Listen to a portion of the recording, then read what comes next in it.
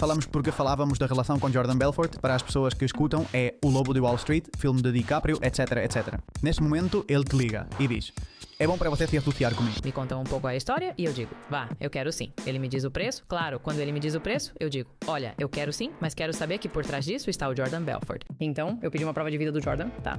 E aparece o Jordan, assim com seu caráter. I'm the real Jordan Belfort, não? E em outro vídeo de selfie, eu disse Great and the real Marta Maciá. E enviei o vídeo de selfie porque me pareceu. Não gosto de gente arrogante, sabe? Márcia Marcila, uma das mulheres mais exitosas do planeta, fundadora de Tsalak Real Estate, referente cada dia de mais futuras milionárias. Quando entro no telemarketing, começo a vender como uma louca, mas como uma louca. E então as meninas precisavam, não sei, de 2 semanas para vender 5 e eu em 3 horas vendia 5. Digo ao meu pai: olha, no meio disso me envolvo com modelagem. Agora explico. Tenho um teto. E meu pai me disse: você não tem nenhum, não pode ganhar tanto dinheiro quanto quiser. Eu disse: não. A única maneira de eu ganhar tanto dinheiro quanto quiser é que você... Então, claro, meu pai, a primeira coisa que me disse: mas isso é um trabalho de homens.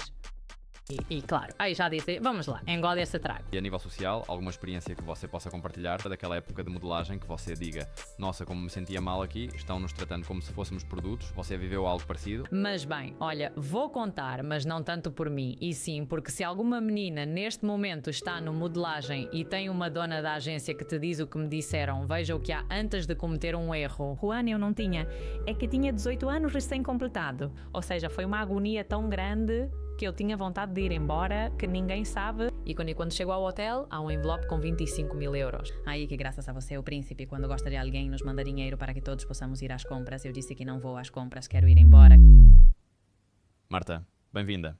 A primeira pergunta que queria te fazer é: o que é uma mulher referência para você? Começaste forte, hein?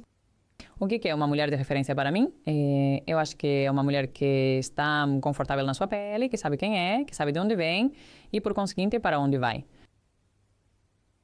Quando fizemos a entrevista de 1 ano e meio atrás já, eu lembro que as pessoas, o que vi nos comentários sobre tudo era: uau, finalmente uma pessoa com quem me sinto tão identificado. Porque é como se você falasse de uma forma muito pé no chão, mas ao mesmo tempo inspira com sua trajetória, não é? Porquê?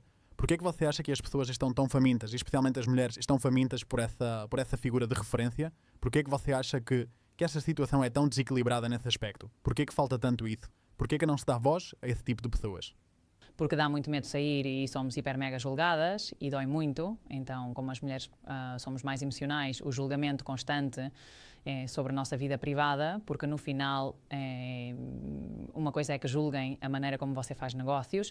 Para nós, nos julgam a nós e quase que o negócio que você fez passa despercebido. Então é um julgamento ao nosso corpo, é um julgamento a como nós nos vemos, é um julgamento a como pensamos, a como falamos, a como agimos, a como somos mães, a como somos esposas, ou seja, é um julgamento constante, então é muito duro. Claro, o que é que teríamos que entender do seu passado? E você pode se alongar o quanto quiser para entender a mulher de referência que temos agora à nossa frente.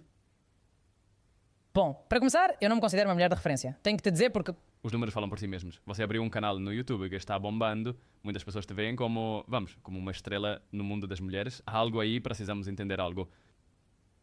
Olha, eu resumiria em que eu quis encontrar-me. Ou seja, um pouco o meu propósito, eu já expliquei alguma vez, talvez não tanto como vou fazer agora, mas eu quando pequena era gordinha, tá? Então me acostumei a ser o patinho feio. Então, como era o patinho feio e ninguém me olhava e ninguém me levava em conta e, além disso, sofri... vou-te dizer que eu sofri bullying, mas eu tinha uns colhões como um touro. Então, eu dava umas porradas nas crianças que elas tinham mais medo de mim do que eu delas. Mas, é verdade que começaram a surgir em mim certas dúvidas sobre a minha aparência desde muito pequena. Então, isso me gerou muita insegurança e eu cresci e então fiz a mudança corporal e fiquei menstruada muito novinha, com 9 anos. Na minha família somos muito precoces para tudo, também para isso. E então, ao fazer a mudança, digamos, natural do corpo, cresci como uma vez agora.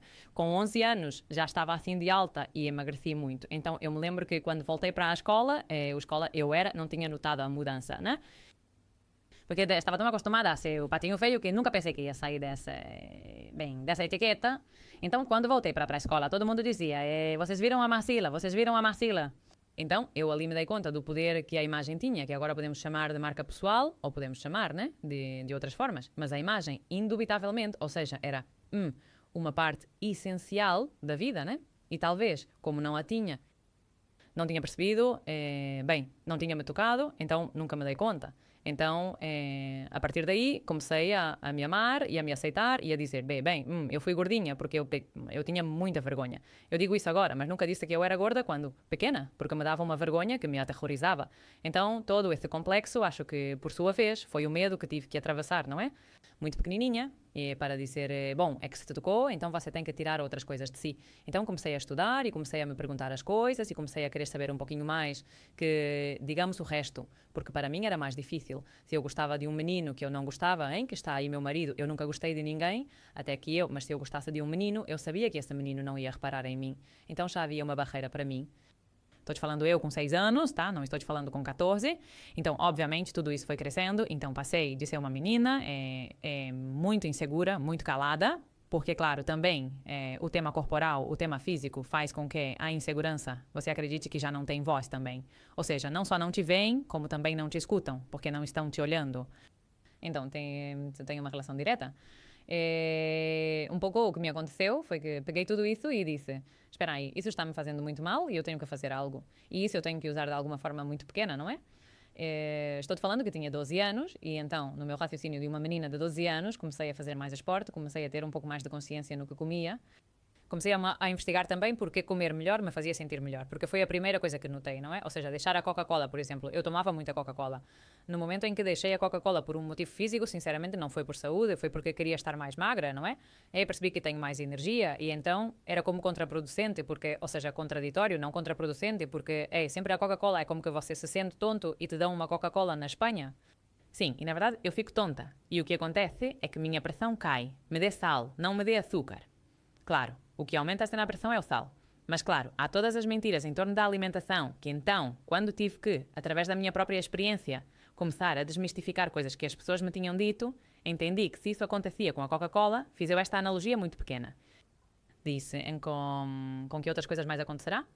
Então, a partir daí, fui uma destruidora e não acreditava em nada de ninguém, nem em nada do que me diziam. Se me diziam, você vale muito, eu não acreditava. Mas se me diziam, você não vale, também não acreditava. E então, comecei a trabalhar em mim. Comecei a trabalhar para que o meu futuro, eu sabia que seria brilhante, mas não sabia como.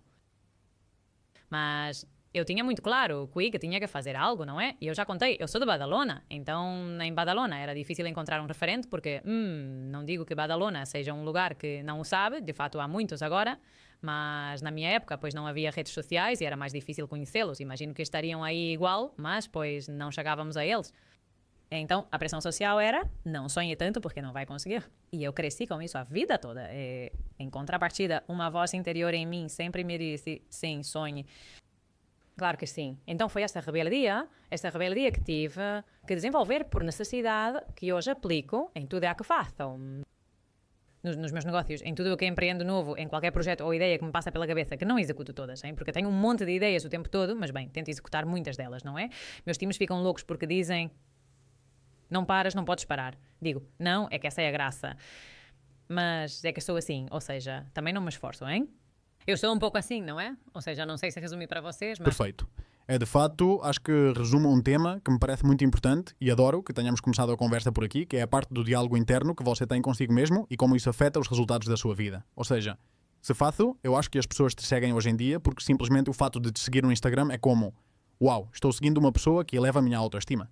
É como se você fosse uma aumentadora de autoestima.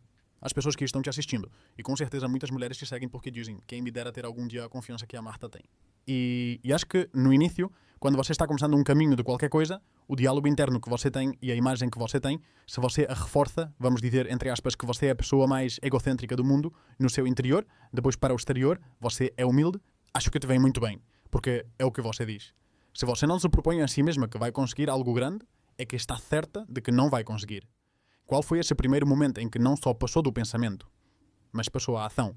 Já não foi apenas, Marta, você é muito mais do que realmente acredita que vai, e de repente viu em uma ação, uma conversa, uma resposta, algo aconteceu que você disse, uau, puxa, veja, viu? Fui capaz. Com 11 anos, mas tenho isso claríssimo. A minha escola estava ao lado da Cruz Vermelha, então sempre fui muito... eu lutava muito contra as injustiças. Ou seja, lembro-me que começava a chorar, mas muito, hein? Se faziam algo, por exemplo, ao típico da classe que não sabia se defender e faziam algo, eu dizia, mãe, enfrente-se comigo. Mas me levantavam automaticamente porque me dava muita raiva. Então as injustiças me dão muita raiva, não é? Até hoje não as suporto. Não suporto o abuso de poder, sou muito rebelde com tudo isso. Então, bem, havia uma série de eventualidades ou eventos em Badalona que não estavam cobertos. E então eu propus um projeto com 11 anos, que além disso, me lembro que estava escrevendo e até eu mesma disse... Ou seja, olha, sim, porque tinha 11 anos, sabe? E era consciente de que tinha 11 anos, mas o desenvolvimento do diálogo que eu coloquei para aquelas pessoas me aproximaram do projeto, que vou contar o que eram as Olimpíadas para crianças com deficiência. Eu estava colaborando muito com uma escola que, além disso, está em Badalona, obviamente, que se chama Can Barriga, e lá havia crianças com diferentes deficiências. Podia ser que uma tivesse uma malformação física que também gerasse um problema neurológico progressivo, muito síndrome de Down, trissomia do cromossomo 21. Digo, muitos tipos de deficiências. Então, eu sempre fui uma menina que, se alguém olhava mal, por exemplo, ou não olhava mal, mas olhavam, eu saltava porque dizia, porque você olha, é que é normal, porque você quer, ou faziam. Você tem que ter muito cuidado comigo quando se fala desse tema, porque se alguém diz, não, é que... Claro, tentam viver normalmente, eu salto e te como, porque não tentam viver normalmente, vivem normalmente, na sua normalidade. Então, meu melhor amigo tinha uma doença, que é um problema do coração, mas só há 11.000 na Europa. Então, essa doença faz ele babar porque é cardíaca e neurológica. Então, o cara está como você e eu, mas a nível físico, como você vê, é mais ordem. Bom, pois baba muito, não pode caminhar bem, cada vez vai pior, obviamente, é degenerativa. E, bom, como é uma doença das típicas doenças raras, também não há muita pesquisa, nem também há muita fila. Então, ele me ensinou a dividir. Para que você tenha uma ideia, o que acontece é que fisicamente era uma criança que obviamente olhavam na rua, isso me dava muita raiva. Então fiz um projeto no qual as Olimpíadas já estavam como aprovadas e eu quis incluir um tipo de pavilhão de badminton, porque era um esporte mais fácil, que havia crianças que não faziam esportes complicados, porque as deficiências que têm são maiores. Então, o badminton que acontecia e o pinga-ponga que você podia fazer em cadeira de rodas, porque é uma mesa, o pinga-ponga, por exemplo, ou com qualquer deficiência, como que encaixava mais. E então, com 12 anos, estou-te falando, levei o pavilhão de badminton das Olimpíadas Crianças Especiais de Badalona. E isso foi para mim um uau de dizer, puxa, que no final é uma menina que não está propondo uma mudança, está propondo algo e não só te escutam, mas me deixaram trabalhar lá e me deixaram levar isso que eu depois pensava maior. Uma das coisas que mais nos impactou em Marta quando a conhecemos, quando a entrevistamos, é a sua boa presença nas redes, a quão rápido está crescendo. Já sabem que para nós a marca pessoal não é algo importante, é algo imprescindível. Total, Sérgio, especialmente neste mundo de empresários, cada vez mais pessoas precisam da marca pessoal, não importa o que você seja, você já precisa dela e atrás de Marta, além dos 260.000 seguidores que ela tem. Não é por acaso. Seu carisma, sua maneira de comunicar tem toda uma coerência absoluta, ou seja, está muito bem feita. E isso não acontece por acaso. Por trás há constância, há clareza e, acima de tudo, há muito controle. Saber o que está fazendo, porque o faz e que resultados está obtendo. E isso é algo que, por exemplo, no nosso caso, mudou completamente quando começamos a usar a ferramenta Metricool, já que, como todos os criadores, no início íamos tateando, no escuro, em que simplesmente publicávamos, cruzávamos os dedos e víamos o que acontecia. Mas quando você tem uma ferramenta como Metricool, que te permite saber quais publicações estão funcionando melhor, qual rede social está crescendo mais e porquê, em que hora do dia há mais interação, isso te permite ter muito mais informação para tomar melhores decisões para o seu projeto. Totalmente, Sérgio. Além disso, nós que temos um monte de gente trabalhando no podcast, um monte de peças de conteúdo, temos isso muito bem delegado, porque esta ferramenta te permite programar teu conteúdo por muito tempo. Então não precisas estar atento todos os dias. Além disso, você tem uma estratégia super clara, pode gerenciar vários perfis a partir da mesma conta e é incrível. A mudança é passar de uma planilha de Excel desorganizada que tínhamos antes para ver uma rota clara e ver tudo com muito detalhe. Então, se você está construindo sua marca pessoal, tem um negócio e quer começar a criar conteúdo nas redes sociais ou basicamente não quer perder tempo ao publicar nas redes sem saber o que está acontecendo e como fazê-lo crescer, de verdade, dê uma olhada na ferramenta Metricool porque vale a pena. E o melhor é que você pode começar com um plano gratuito, se está começando nas redes e já vai te servir, vai te dar muito valor este plano gratuito. E se já está em outra fase e quer levar mais a sério, com o código TENGOMPLAN em maiúsculas, pode experimentar durante 30 dias qualquer plano premium do Metricool. E é que Metricool é uma dessas ferramentas que não só te ajudam a crescer, mas também te ajudam a entender porque estás fazendo isso. E isso é super importante. E dito tudo isso, deixaremos na descrição o link para que possam se registrar no Metricool e aproveitar todos esses benefícios. E agora sim, continuaremos com o episódio. Porque nesse momento você diz, bom, me deram essa permissão porque assim uma menina, é que isso é o que impacta depois na sua confiança. Essa confiança, o que impacta as decisões seguintes, é como um efeito dominó, não é? Sim, porque além disso foi esse. Então, depois já vi que era possível e então comecei a introduzir diferentes projetos na Cruz Vermelha. Então, por exemplo, com os voluntários de Avalona, no dia de Todos os Santos, íamos diferentes pessoas ao cemitério. E aí diz, bem, não sei como se chama porque não sou muito de acreditar no tema cemitério, mas onde estão enterrados, que são desde o 4º andar, não é? Pois se é uma avó de 90 anos, não pode subir. Então íamos nós, tínhamos umas escadas que estão em todos os cemitérios, colocávamos e eu subia, a senhora me dava mais a flor e isso, né? O que quisesse colocar no marido, eu limpava isso, tirava as flores que havia, e estou te falando que eu acredito muito nas energias e estava morrendo de medo, porque eu era a primeira a ir embora. Eu dizia, não quero ir ao cemitério à tarde nem louca. Além disso, claro, éramos um monte de amigas, que isso foi o legal, que além disso percebi como a parte de... o impacto que isso tem ao teu redor, também percebi ali, porque eu com as minhas amigas... em vez de ter o sábado ou o domingo de ir a uma discoteca sem álcool, íamos fazer voluntariado de diferentes coisas, entendes? Então acho que por aí começou o Tudo é Possível. E depois o grande, foi quando decido deixar a ESO e digo ao meu pai que vou ser a sua melhor vendedora, mas eu disse isso para que ele me deixasse não continuar na ESO. Deixaste o ESO, o ensino secundário obrigatório? Sim, correto. Que me parece perigosíssimo já somente as siglas que tem. Me parece, ou seja, doutrina total. O que aconteceu naquele dia em que você disse eu não aguento mais aqui, tenho que ir embora? É o que ocorreu? Que não encaixava, mas não encaixava de jeito nenhum. É que me faziam estudar coisas que eu não gostava. É que eu tinha claro que não iam funcionar para mim. Ou seja, e além disso, eu perguntei muito aos meus pais, né? Que eles não viram essa parte. Ou seja, como que não perceberam naquele momento, né? Não analisaram ali. Mas eu chegava em casa e dizia, ei pai, você estudou a parte de um vulcão? Sim, claro. E no outro dia, ei mãe, você estudou todas as capitais do mundo? Todas. E te castigaram se você não as soubesse? Sim, claro. Então, cada coisa que eu ia aprendendo, que me parecia uma bobagem cósmica e que não ia me servir para nada e que até hoje não usei nenhuma dessas coisas, quando eu perguntava aos meus pais, que temos uma diferença de 20 e poucos anos, não, 30 e poucos anos, porque me tiveram com 30, ou seja, eram mais velhos, por assim dizer, e eram mesmo. E então eu já via a vida muito mudada. E estavam me preparando da mesma forma que prepararam meus pais para uma vida que não era a mesma que meus pais encontraram. Então eu disse que isso não faz nenhum sentido. E além disso, eu ia a um colégio depois de freiras e como que te induziam um pouco a que o que você tinha que ser era freira. Ou seja, me vendo de um avião, vês que eu não tenho nada contra e respeito tudo, mas eu de freira tenho pouco. Então, me pareceu tudo que depende. Como me expulsavam dos colégios, me expulsaram de alguns. Por notas altas, não? Sim, por ter um bom comportamento. Uma coisa que eles diziam, não podemos ter que nos eleva muito a média. Então, me convidavam a sair dos colégios. Então, claro, pude experimentar uma, digamos, educação laica, uma religiosa, ou seja, vi que era tudo a mesma coisa. Só que em cada uma colocavam uma cereja no bolo. Mas o bolo era o mesmo e era um bolo que eu não ia comer e isso eu tinha muito claro. Então chegou um dia em que já me cansei de que me tirassem dos colégios e cada vez me colocavam em colégios que, em teoria, eram mais, como fortes, não? Ou seja, muito mais disciplinados, muito mais duros. E eu dizia ao meu pai, é que estás fazendo o contrário do que eu preciso. Ele me disse, e o que você precisa? Eu disse, sair daqui. Eu não quero fazer isso, se eu não tenho vocação para um trabalho que exige uma carreira, eu não a tenho. Eu sabia que eu não ia ser nem médica, nem advogada, nem arquiteta. É que eu tinha isso claríssimo, porque estudar não me agradava. Eu adorava matemática. Mas então, sabe o que acontecia? Que quando eu levantava a mão em matemática porque sabia a resposta, nunca me deixavam responder. E sabe o que me diziam?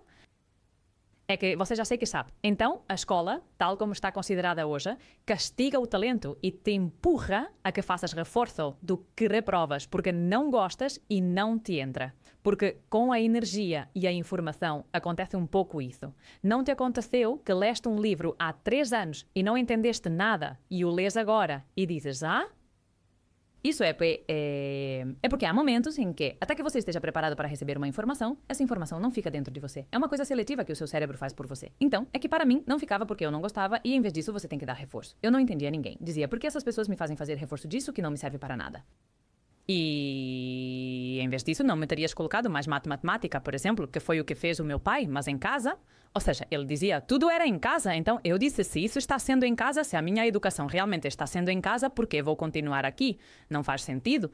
E então foi um drama em casa, mas bem. No final, como boa vendedora, consegui vender-lhes a ideia, ao que parece.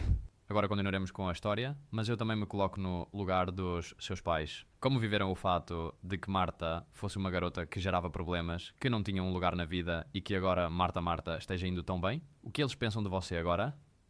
Agora estão muito orgulhosos. Eles sempre, eu acho que também, naturalmente, como eu estava tão segura e dizia, além disso, verbalizava. Sempre verbalizei. Me diziam, o que você quer ser quando crescer? Eu dizia, quero ser rica.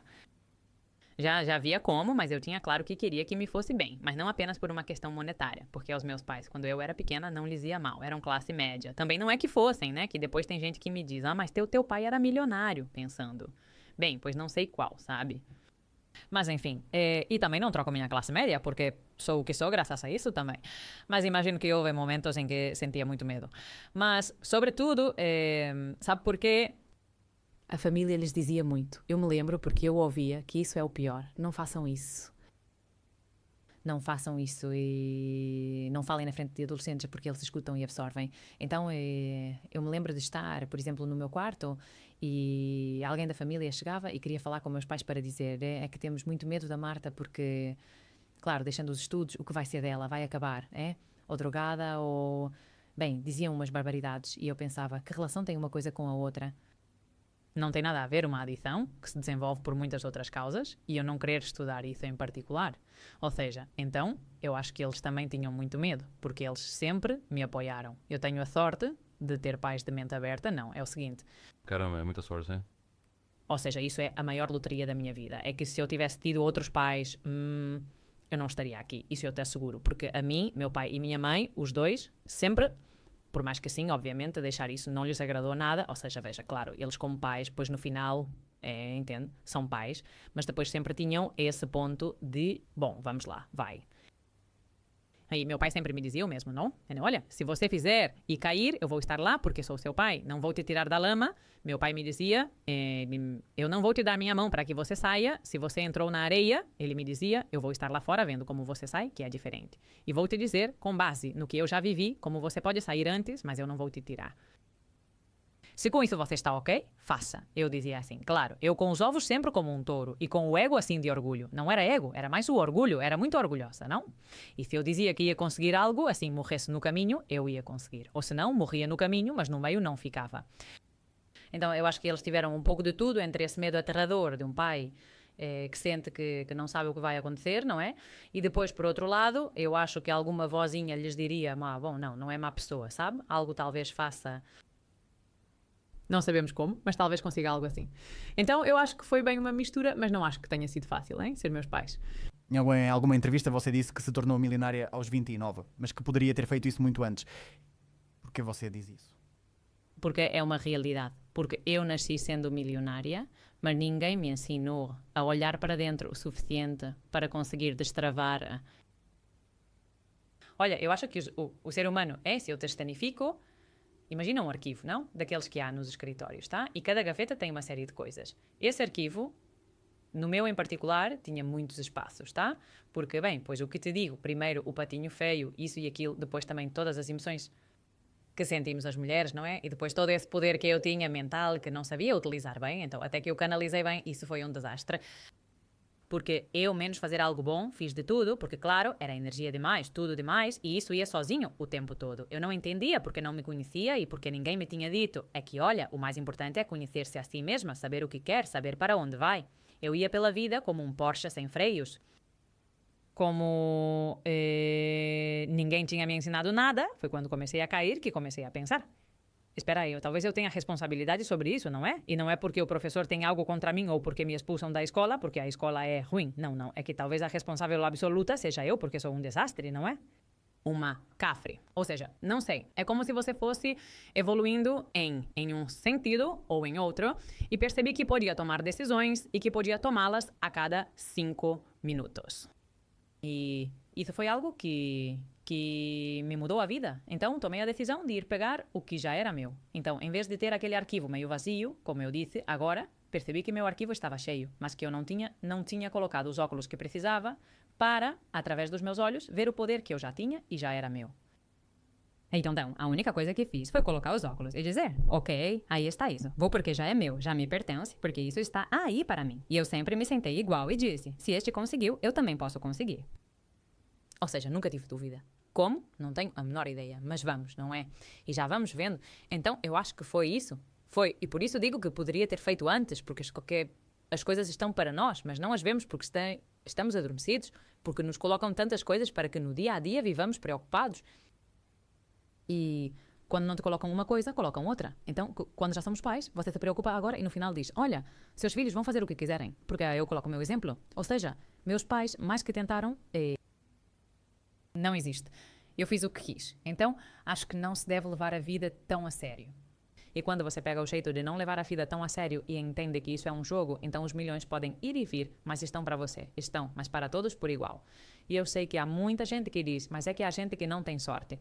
Eu não acredito na sorte como um fator determinante no seu sucesso, nem de longe. Além disso, eu diria que se acreditasse na sorte, seria. Ou seja, de uma maneira em que matematicamente vai tocar para você, para mim, para todos por igual.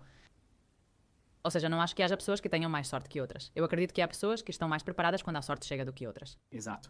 Mas não. Não. Sim.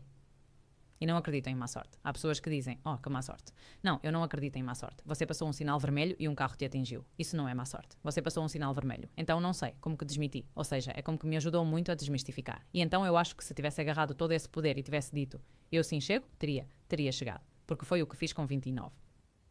Basicamente, ou seja, não sei.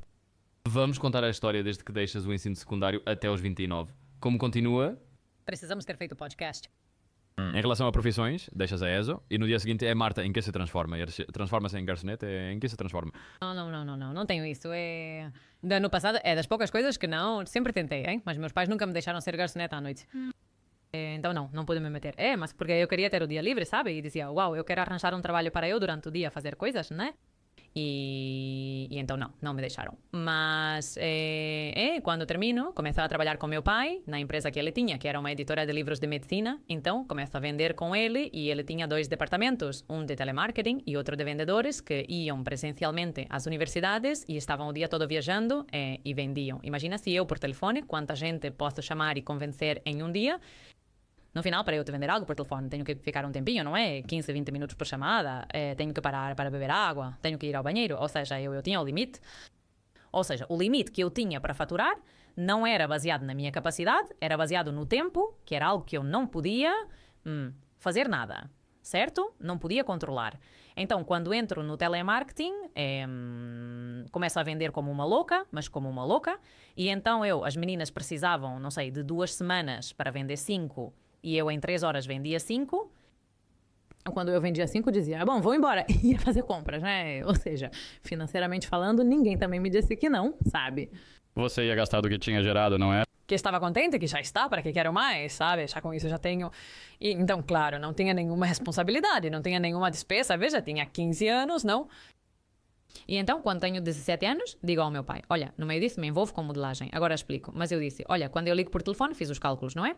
Sempre fui muito de matemática. Então, fiz os cálculos. Se posso ligar para tantos por dia, então são tantos. Minha taxa de fechamento é tanto, com o qual são tantas vendas por semana, no mês, me resulta tanto, você me paga tanto, então ganho isso. Tenho um teto. E meu pai me disse, você não tem nenhum, não pode ganhar tanto dinheiro quanto quiser. Eu disse, não, a única maneira de eu ganhar tanto dinheiro quanto quiser é que você me deixe ir às universidades, me conceda 5 zonas da Espanha, eu poder ir de carro e poder atingir 300 pessoas em cada palestra que eu dou, em vez de uma e por telefone. Então, claro, meu pai, a primeira coisa que me disse, que foi muito forte porque não é nada. Meu pai não, hein? Foi. Mas isso é um trabalho de homens. E claro, aí já disse, vamos lá, engole esse trago. Claro, referia-se a que era um trabalho muito duro, porque tinha que ir dirigindo. Então, eu tinha Bilbao, por exemplo, não é? Ou seja, San Sebastián, Bilbao, Navarra. Então, eu tinha que dirigir com a L de Barcelona até Bilbao. Você tinha que se levantar às 6 da manhã, tinha que falar com a diretora, com o diretor, tinham que te dar acesso à sala. Antes que a professora entrasse, você tinha 10 minutos e ia carregada com os livros porque ia mostrá-los. Ou seja, era difícil, e ele se referia que era difícil, não que fosse de homens, não é? Mas enfim, ele soltou a frase assim. Então eu disse, olha, se não me deixas fazer isso e por conseguinte minha faturação pode subir a tanto, eu vou-me embora. E vou para a competição. Vou para a concorrência, a política ficou clara. Eu tinha isso claro. E eu disse a Elsa, se você não me deixar que você me coloque um teto, eu não vou ter teto. Então você me tira ou eu vou para um lugar onde você não tenha teto. E então ele me deixou e comecei a ganhar dinheiro de verdade. Mas então a moda começa a ser cada vez mais presente na minha vida e me chamam cada vez mais e tenho cada vez mais trabalhos. Então dou uma reviravolta completa na minha vida, deixo de trabalhar com o meu pai e me dedico totalmente a ser modelo internacional. E comecei, quer dizer, fiz o primeiro book de fotos e 2 semanas depois fui morar em Paris. Quer dizer, foi muito rápido na minha vida, não sei, tudo é como um furacão. E bem, já em 2 semanas estava em Paris antes que pudesse perceber e que significava a mudança que eu ia viver. Já estava vivendo. Então, teve que ser no improviso porque eu não tinha a menor ideia. É que a maioria das coisas na vida acontecem no decorrer. Não podes te preparar para uma mudança. Ou seja, quero dizer, se te tivessem dito não, no ano que vem vais ser modelo. Já saberias agora sim, sem reservas. E além disso, também é essa magia de fluir, de se deixar levar, de ver que surpresas o dia tem. Eu adoro me levantar e sair à rua e dizer, vamos ver que surpresa o dia de hoje tem para mim. Porque cada dia tem uma... Às vezes é menor, às vezes é maior, mas cada dia tem uma surpresa diferente. E há algo novo, você aprende, não é? Ou seja, há algo que você encontra e que não conhecia e que te motiva muito e que você começa a estudar de repente. Não sei, é como se eu deixasse muito também em jogo, em algum ponto, essa parte do universo. Abro meus braços e o que quer que venha para mim me tem feito bem. Estou super, sabe? Agradecida por recebê-lo. Então vou pela vida com essa atitude e no final as coisas chegam até você. O mundo da moda meio que entra em choque com o que você viveu quando era pequena, que era prestar atenção no corpo, como você se lembra dessa época da moda, porque é o tempo todo gente te olhando, gente te julgando. Esta garota tem um corpo melhor que a outra, pior. Como você se lembra disso? Com muita ansiedade, lembro com muita ansiedade, porque... Mas, além disso, o padrão de beleza para estar tão magra era comer muito pouco ou não comer. Então, por mais que queiram disfarçar e digam que não, ou seja, uma tia de 1,80 m não pode pesar 50 kg. É que não, ou seja, não dá. Não há um momento em que o corpo não aguenta. É que não aguenta. É que a única coisa que podes fazer para chegar a essa desnutrição, quase que te poderia dizer, é não comer. Então me fiz muito mal. Durante muito tempo sofri de anorexia. Nunca fui bulímica, isso não, mas anorexia sim. Mas te colocam na anorexia sem que você perceba tudo. Sim, porque, claro, você convive com garotas que fazem o mesmo que você, então comer um ovo cozido é o que todas fazem. Por isso, eu não sinto que estou anoréxica. Se eu cheguei a comer em um dia, isso nunca contei, cheguei a comer durante muito tempo em um dia. Isto é o que comia em todo o dia de café da manhã. 2 torradas integrais, claro, sem uma gota de óleo, com um pedaço de queijo que parecia mais plástico do que queijo, ou seja, o queijo mais light, baixo em gordura, tal. Isso aí eu tomava no café da manhã sem leite, porque o leite também engordava, não? No meio da manhã eu comia, isso se tivesse muita fome, uma maçã, não comia mais nada. À tarde eu comia outra maçã e jantava um ovo cozido e um iogurte. O que dizes? É que não, eu meço 1,70 m, não podia pesar 49 kg, que era o que eu pesava comendo, e caminhava o dia todo. Então, é um mundo muito turvo, porque te faz muito mal a nível fisiológico, ou seja, te desgasta.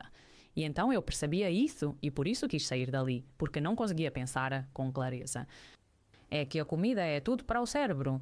Claro, eu não tinha nada, então não pensava com clareza. Era como que não sei como te explicar. Olha, nunca tinha chegado a essa conclusão, mas talvez o mito de que as modelos somos tontas, talvez venha daí. Não é que como é que sejas tonta, é que se não comes, o teu cérebro não tem de onde se alimentar. Então é que começas a ser, te juro, um robô, ou seja, vais aos castings, mas claro, não tens energia, não sabes o que fazer, tens muitas carências, então tudo isso afeta a maneira como pensas, a maneira como percebes o mundo, a maneira é que tudo ao teu redor muda. O que essa etapa de modelagem te ensinou na sua vida e na pessoa que você é agora? Muitíssimas coisas. Eu te diria que é o que mais me ensinou. Para começar, o contraste é que você tocou um ponto muito bom, que eu não tinha chegado a esse exame, então obrigado. Somos terapeutas. Sim, sou incrível, te juro, né? Eu nunca tinha feito, sabe, essa relação. E obrigado, porque me convidas a olhar uma parte de mim que talvez agora eu cure, sabe? Tomara. E obrigada. E bem, talvez, eu acho que sempre tive a luta, não? De que sou a menina gorda. Mas claro, eu depois usava as calças e você me dizia que estou extremamente magra. E então, claro, para mim isso era o maior dos presentes, porque eu nunca tinha ouvido nunca tinha ouvido uma frase dirigida a mim que não fosse: Marta, você tem que comer menos, está muito pequena para estar tão gorda. Ou seja, entende? Então, quando de repente as pessoas me diziam o contrário, eu me envolvi nisso e parei de comer completamente. Ou seja, isso que te acabo de explicar, que foi o mais pesado, assim como em relação ao meu corpo que fiz, me parece que é não comer. Ou seja, agora penso e digo, meu Deus, se agora pudesse voltar atrás, é que abraçaria essa menina cheia de medos e diria, para, querida, porque não importa o que te digam, porque o que importa é como você se sente. Então, o julgamento é contigo, não é com ninguém. Porque, claro, como explicas isso a uma menina que passou a vida toda ouvindo comentários feios sobre seu corpo e de repente começam a dizer que corpo bonito, que já te digo que era mentira, porque parecia um saco de ossos, mas é o que agrada, é o que cada vida tem. Então, é uma chatice, mas é assim socialmente. E a nível social, alguma experiência que você possa compartilhar, se sentir confortável em compartilhar, daquela época de modelagem que você diga, nossa, como me sentia mal aqui, estão-nos tratando como se fôssemos produtos, ou algo assim? Você viveu algo parecido, ou algo assim? Sim, muitas. Hoje tenho uma que me disseram que não a contava. Conto para vocês, hein? Vamos, sim. Bom, se quiser, faça, claro. Não, sim, é que o ruim é que vocês me fazem sentir confortável. Então, claro, isso é perigoso, porque aqui vou eu e já me fizeram mostrar a verdade em 10 minutos. Mas bem, olha, vou contar, mas não tanto por mim. E sim, porque se alguma menina neste momento está no modelagem e tem uma dona da agência que te diz o que me disseram, veja o que há antes de cometer um erro. Eu estou em uma agência muito conhecida, em Barcelona, que não vou dizer o nome por respeito à pessoa que era a dona. E bom, essa pessoa tinha 67 anos, tá? Então, como eu era muito jovem, ela me guiava muito. No ano em que eles têm essa agência, ela a vende, porque já estava senhora grande, já queria se aposentar, e o que era completamente aceitável e não respeitável.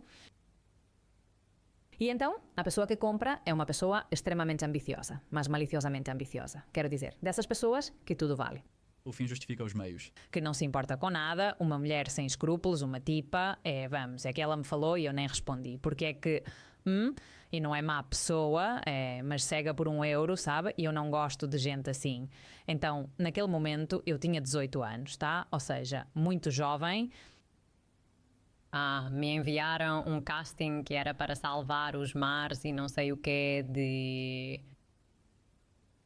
Bom, o que se arrecadava era um concurso de beleza que eu ia apresentar, porque eu adorava ser apresentadora. Fiz algumas coisinhas assim de apresentadora de eventos pequenos, mas eu adorava porque eu sou muito falante e gosto de falar, né? Então achava engraçado e, além disso, se me dissesse que com isso ia ajudar a salvar o oceano, eu que sou tão, sabem, de causa, então disse perfeito. Mas já no casting me dão Moët en Chandon. E isso para mim, eu tinha 18 anos, mas de boba não tinha nada. Eles te dão, como é, te oferecem umas bebidas ou... Claro, me dão uma taça de champanhe. O que acontece nos castings?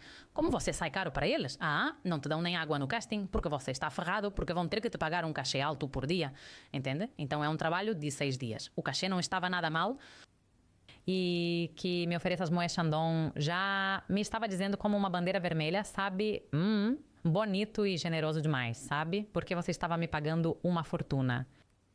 Mas bem, digo, aceita com abundância que igual essa gente. Pois olha, e ainda por cima eram 2 cubanos gays que falavam super bonito, muito bem arrumados. Então como que te enganam desde aí? Esses cubanos sabem como conquistar.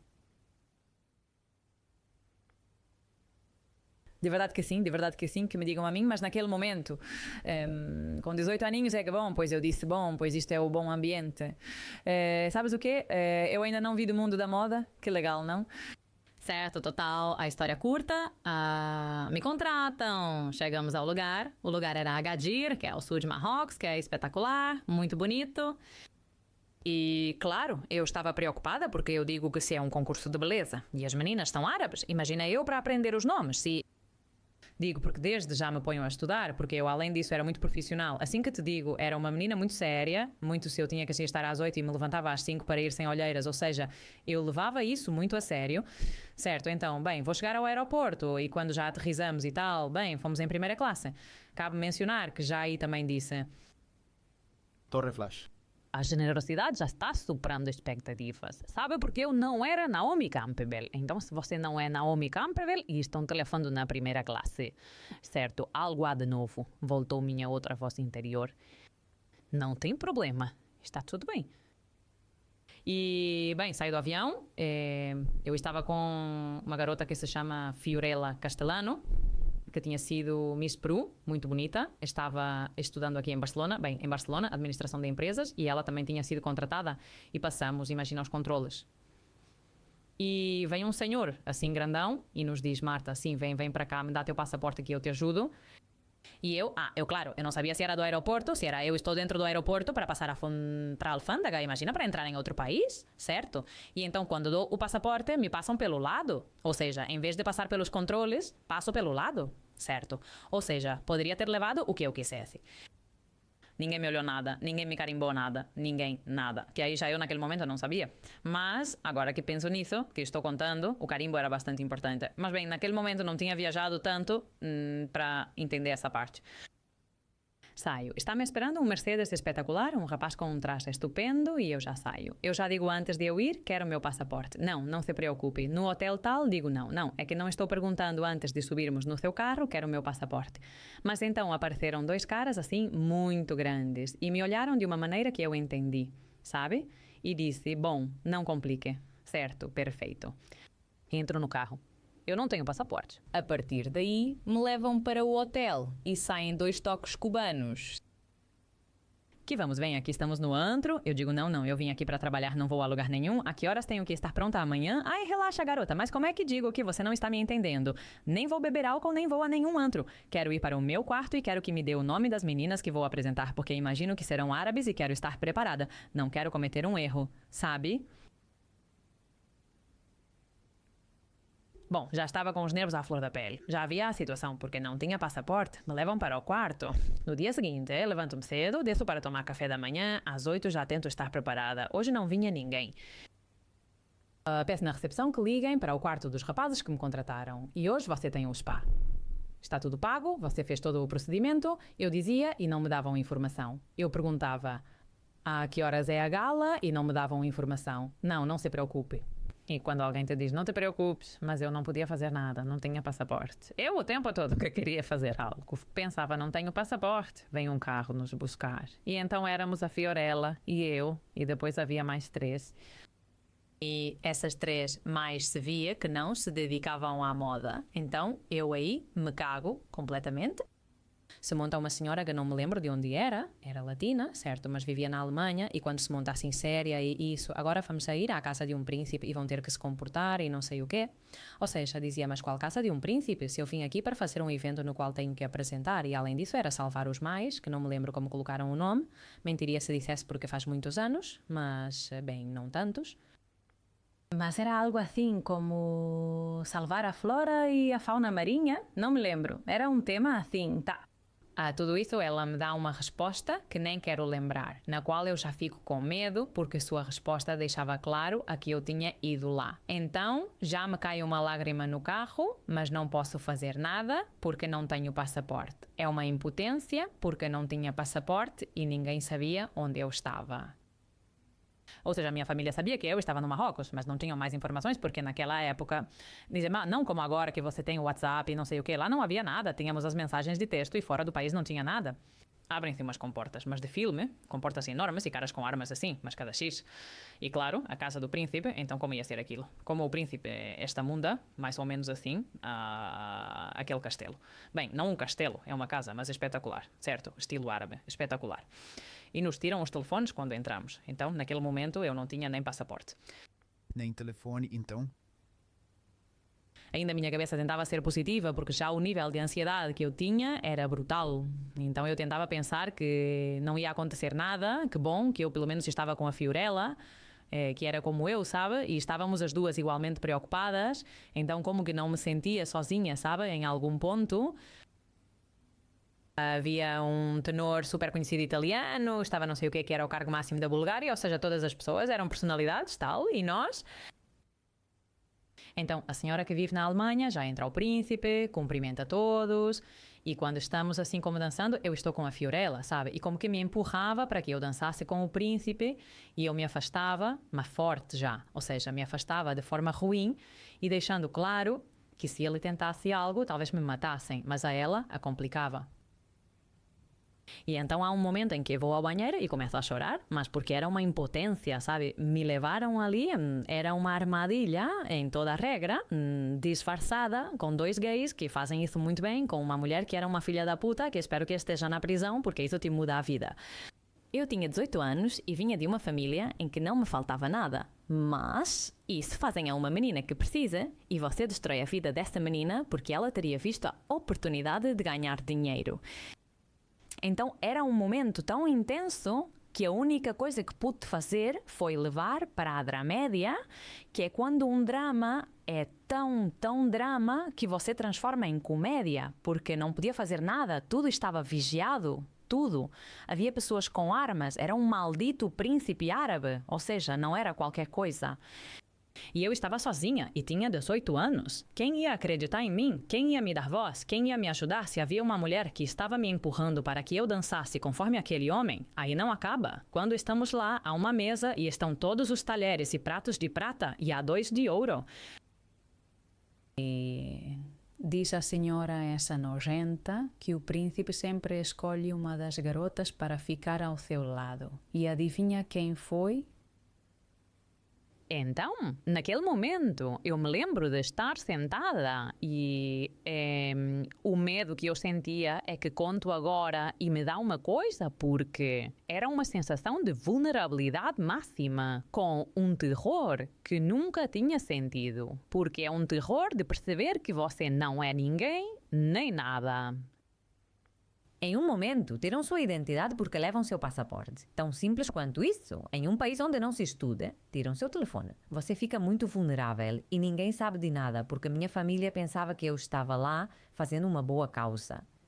Me sentam ali e ele tem um momento, coloca a mão na minha perna e eu quando ele coloca a mão na minha perna. E sim é que nem pensei, Sérgio, ou seja, não pude.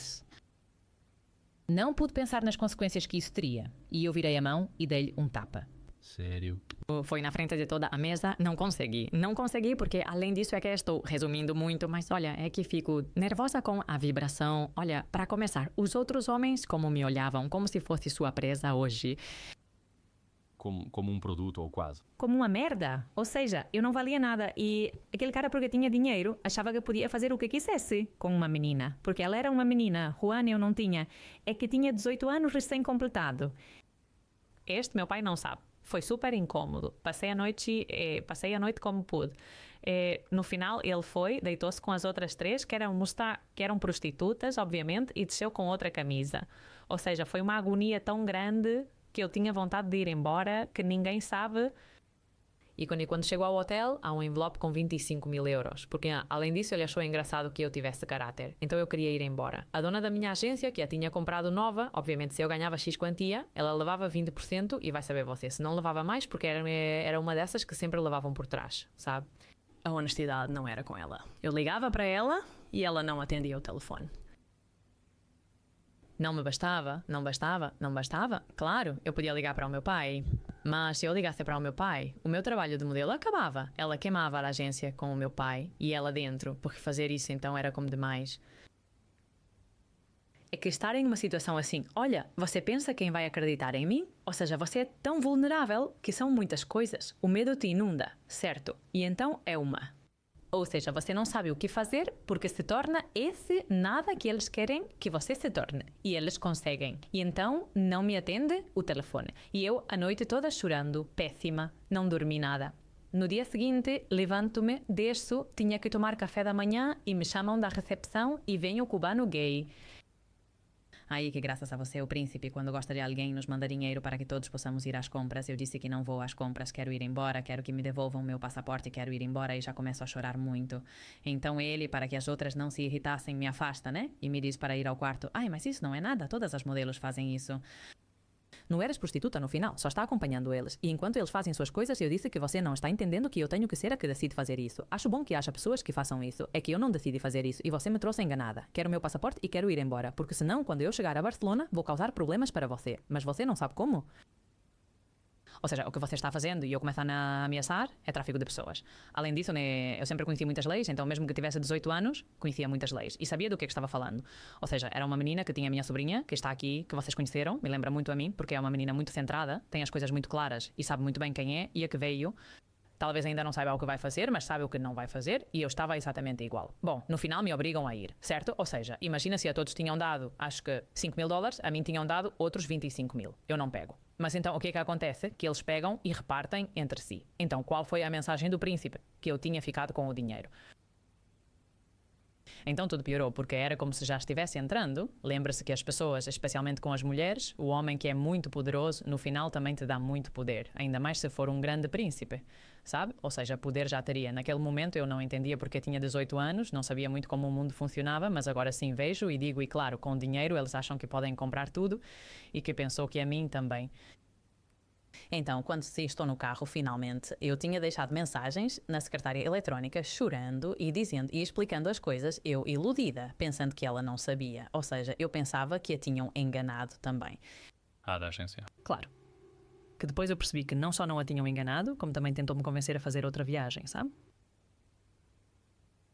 Mas bem, eu naquele momento pensava que ela, como eu, também não sabia para onde realmente me tinham levado, então eu deixo... Imagina quando ouves isso de uma menina que tu representas e chorando, eu estava chorando, mas tudo tinha saído, todo o medo, o terror, o pânico que eu tinha vivido na mesa, ali tinha descarregado com ela na secretária eletrónica. E a que vivia na Alemanha responde. Então eu ouço como ela diz: você assinou comigo que ela ficaria 5 dias e ela é minha por 5 dias e não vai voltar. Além disso, é a que o príncipe escolheu, ou seja, de filme. Meu Deus. E eu estava nervosa porque eu dizia: o que ela estará respondendo? Porque, claro, eu não a ouvia. Eu ouvia a que eu tinha no carro. Aquela noite tenho que voltar a ir à casa. O que dizes? Porque eu estava lá. Depois se resolveu com um tapa e tudo. E foi ainda pior, porque... Bem, foi como se esse gesto fosse tomado como é que não sei, não tenho ideia, porque não posso entender como pensa um porco, mas ela estava com uma cara ali amargurada e já não dancei nada e já estive ali e tal, não me sentei ao lado, ele também não me convidou para o lado, ou seja, era como se a maneira dele ser descortês comigo fosse: hoje você não vai ser a da... é que eu não quero ser. Claro. Ou seja, você está bem confuso. Ou seja, para mim você não é um prémio e muito menos estar com você é um prémio. Mas você está longe do meu objetivo na vida, do meu propósito. Então foi muito feio, tiraram o meu telefone de novo, ou seja, tudo igual ao dia anterior. Então já quando saio de lá e chego ao hotel, né, de madrugada, porque além disso, esse dia foi ainda mais pesado, ou seja, já tudo foi mais na cara. No primeiro dia ainda se controlavam. No final já entraram mais prostitutas, dançavam em cima deles, estávamos nós lá, faziam coisas e nós estávamos lá. Mas eu te diria que é a pior experiência que vivi na minha vida. De repugnante, é uma mistura de... não é que nem consigo verbalizar. Ou seja, nojento. E finalmente recebo uma chamada da dona da minha agência. Então atendo e ela me diz: já consegui te tirar, vão-te dar o passaporte, não cause problemas, não fale, pegue o carro e venha. Eu não faço confusão, não falo, pego o passaporte. Quando eu estava no aeroporto, chorei por ter saído de lá, pego um avião, chego à agência e então vejo que era a minha booker, que um booker é algo assim como que, embora você tenha um dono da agência, o booker é quem cuida de você. Então, minha booker, que era a Brigitte, a quem manda um beijo. É como um representante, não é? Sim, mas digamos que a principal é a dona, obviamente, porque é a empresa, não a agência, mas ela é quem te agenda. E quando eu chego, é que a vi, era uma alemã que tinha um mau humor, além disso. E me coloquei assim em suas pernas para chorar, chorar, chorar. E esse não tinha sido um trabalho que ela tinha me agendado. Esse foi diretamente a dona da agência que me deu. Então, a Brigitte entra no escritório, digamos, da dona e começa a gritar. Eu não a ouvia porque parecia que estava insonorizado, mas dava para ver, imagina, ela era alemã irritada, ou seja, que eu era a, sabe? E então a dona da agência me convidou para comer e quando me convidou para comer me disse: mas eu não sei porque você reage assim, se eu também já fiz isso. No final, eles são empresários que querem estar com garotas bonitas e te dão dinheiro por isso. Acho que não tem problema. Então eu disse: olha, você e eu não temos nada a ver. Não faço o que diria naquele momento, talvez como era pequena, não disse nada a ela, mas naquele momento fui embora. Disse, ou seja, os teus valores são o mesmo que a maior merda que conheci na minha vida, então vais-me perdoar, mas eu por aí não passo, e menos como mulher, ou seja, que outra mulher defenda, isso me deixou furiosa. Então diria que essa foi a mais notoriamente que marcou um antes e um depois em mim como mulher. E em começar eu a também perceber que havia muitas mulheres que podiam estar precisando de ajuda e em situação de perigo constante, que isso eu não sabia porque eu tinha 18 anos e na minha casa tinha sido um ambiente super saudável, mulheres e homens. Sempre houve super equilíbrio. Minha mãe é uma mulher super forte, ou seja, de castar bem ao galgo, né? Ou seja, não sei, na minha família todas as mulheres somos muito fortes, então os homens souberam se manter ao lado da mulher, nem atrás nem à frente, ao lado. Então eu não entendia outra realidade porque não a tinha visto. Ou seja, não sabia que existia. Não, sim, sabia que havia gente que maltratava a mulher, isso sim. Mas a esse extremo, eu não, te juro, era totalmente ignorante. E então, isso me abriu os olhos. E minha vida fez e mudou o meu propósito também. É que o importante é que você conte essa história para dar realidade a uma coisa que acontece. Ninguém está dando voz e que, infelizmente, essas garotas estão normalizando, que isso é o que me assustou da história. Que havia um contexto, há uma espécie de atmosfera de isso é normal, não acontece nada. E é tipo, não, você não é normal. Ou seja, você não está fazendo o que quer fazer. Claro, depois de transicionar essa parte, já entras um pouco em outra parte da tua vida, outra Marta que vais conhecendo. Como enfrentas essa nova etapa? Suponho que trarias algumas cicatrizes, alguns medos, algumas inseguranças que tiveste que novamente apagá-las e resolvê-las para poder passar à fase seguinte, não? Como é essa transição de... Eu não sei se isso foi o final da tua época de modelagem ou se continuaste um pouco mais, mas como isso transicionou depois? Como passou esses medos que as pessoas geraram para a parte de empresária? João, vocês fazem umas perguntas super boas e super VIP, né? Tá. Vamos ver, primeiro. Não fiz nada. Ou seja, primeiro eu acho que fiquei meio em choque por um tempo e me custava entender o que tinha acontecido, como eu tinha reagido e me julgavam muito ou seja, começaram a surgir coisas que eu poderia ter feito. Entendes? Então estava ali, tive que ser corajosa e isso sempre acontece em retrospectiva. É sair do palácio. Homem, então você fez bem. Sim, que depois me caguei. Isso é ter coragem. Que essa parte eu não contei, mas quando eu coloquei, olhei para ele e então ele fez algo assim como... E eu disse... Buah, se ele me devolver, eu fico quieta e não digo nada, sabe? Porque, ou seja, me matam, sabe? Então eu assim, ele fez um gesto como se fosse me devolver e eu estava ali como quando jogam a dar socos. Eu disse, pois que me dê, sabe? E fiquei assim e ele me disse, caráter espanhol. E os da mesa começaram a rir e eu saí de lá, sabe? Porque podia piorar. Mas o primeiro foi o choque. Ou seja, não entender, me julgar e dizer que não fui corajosa, que não saí. E depois eu mesma me dizia, olha garota, você não tinha passaporte, não tinha telefone. Ou seja, eu tentava me ajudar, sabe? Também um pouco. E nunca contei a ninguém, hein? Porque achava que não iam acreditar em mim e tinha muito medo de ser julgada. Ou seja, tinha medo que as pessoas pensassem que eu tinha ido porque eu tinha querido, hein? Porque isso também acontece, que as pessoas não costumam ser muito boas, tá? Menos com tudo o que se relaciona à beleza, não? Feminina, que é o mais fácil é pensar, já és um vaso, pois de aí a prostituir-te estás ao lado. E dista muito da realidade. Ou seja, não tem nada a ver sair numa sessão de fotos ou fazer uma passarela a ser prostitutas, que são duas decisões de vida completamente diferentes e são dois negócios completamente diferentes que não estão unidos, como muita gente acredita. Então, toda essa primeira fase vivi como um luto. Era como que, vou te explicar assim. A Marta que nasceu ali tinha morrido. E a que renasceu foi uma que tinha visto o lado obscuro da vida, que não sabia que existia. Então comecei, digamos que meu ponto de partida já não foi mais a inocência, porque me tiraram de um golpe, tá? Já não queria nada. Me afetou muito no amor durante muitos anos, porque já ninguém queria nada de mim, sabe? Você só quer ser... Ou seja, fui muito... Passei para outro extremo, claro, durante um tempo, porque, bem, eu acho que assim tentei me ajudar um pouco, não? Descobrir meus sentimentos para que não me machucassem de novo. Não sei, imagino que fiz por isso. Não sei te dizer. Mas depois desse luto, não, que são as fases do luto que você passa, encontro uma mulher que finalmente já sabe o que não quer. E pelo menos aí tive um ponto de partida muito interessante, porque talvez eu não soubesse para onde iria, mas sabia onde não queria voltar. E então sabia que a mensagem que eu tinha, ou que se isso tivesse acontecido comigo, desde aí eu tinha que fazer algo grande com o que me tinha restado. Não é como, bom, isso já está, isso não vou mudar. E o sim não existe. E parei de me machucar também com o que poderia ter feito, porque não existe. Ou seja, já fizeste e fizeste o melhor que pudeste e fui bastante corajosa. Fui, ao menos, tentei sair pela paz e tal. O fiz, eu consegui sair. Não, as outras ficaram lá. Então, depois de tudo isso, neste renascimento, me encontro com um poder que nasce do ódio. Porque nasceu de que ninguém mais vai me diminuir nunca. E até aqui eu cheguei. E agora, nas mesas, a que vai ter mais poder serei eu. E então vou me cobrir com isso. Veja que não foi nem por dinheiro, foi com isso que vou me cobrir para que ninguém se atreva a me fazer nada. Um pouco foi por aí, claro, mas que resumido muito, mas... Totalmente compreensível. Foi como sabes, já não quero ser a vulnerável. E o que tenho que fazer para ter poder? Como as pessoas entendem que você tem poder? Porque há pessoas que acreditam que o poder vem de subjugar o outro. Eu não acredito nisso.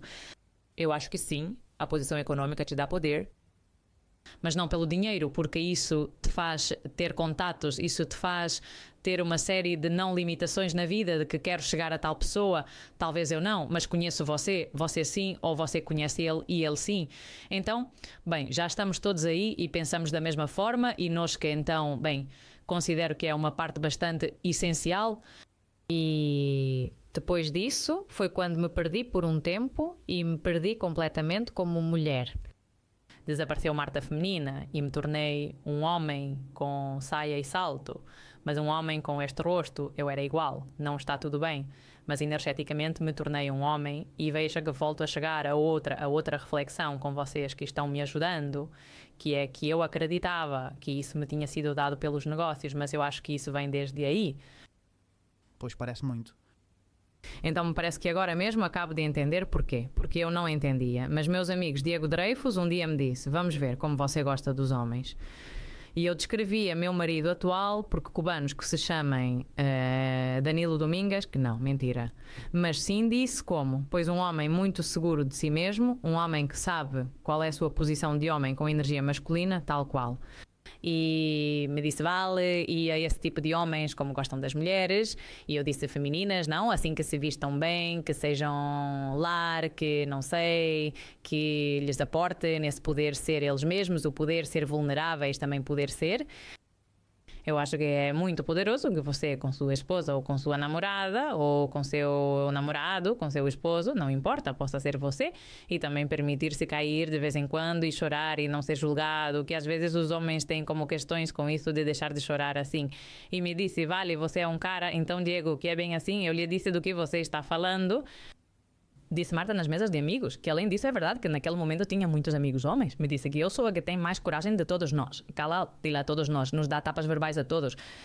Não te podemos dizer nada porque devoras um tigre, me disse. Ou seja, você não percebe, mas tem muita energia masculina e precisa trabalhar isso porque senão vai ficar solteira para sempre porque não é carne para nós. É que nenhum me tratava até como homem. Me falavam e me diziam, ou seja, me contavam as coisas que contavam entre eles, que eu dizia, mas não me conte isso, idiota, eu sou uma mulher, eu não quero saber o que você pensa.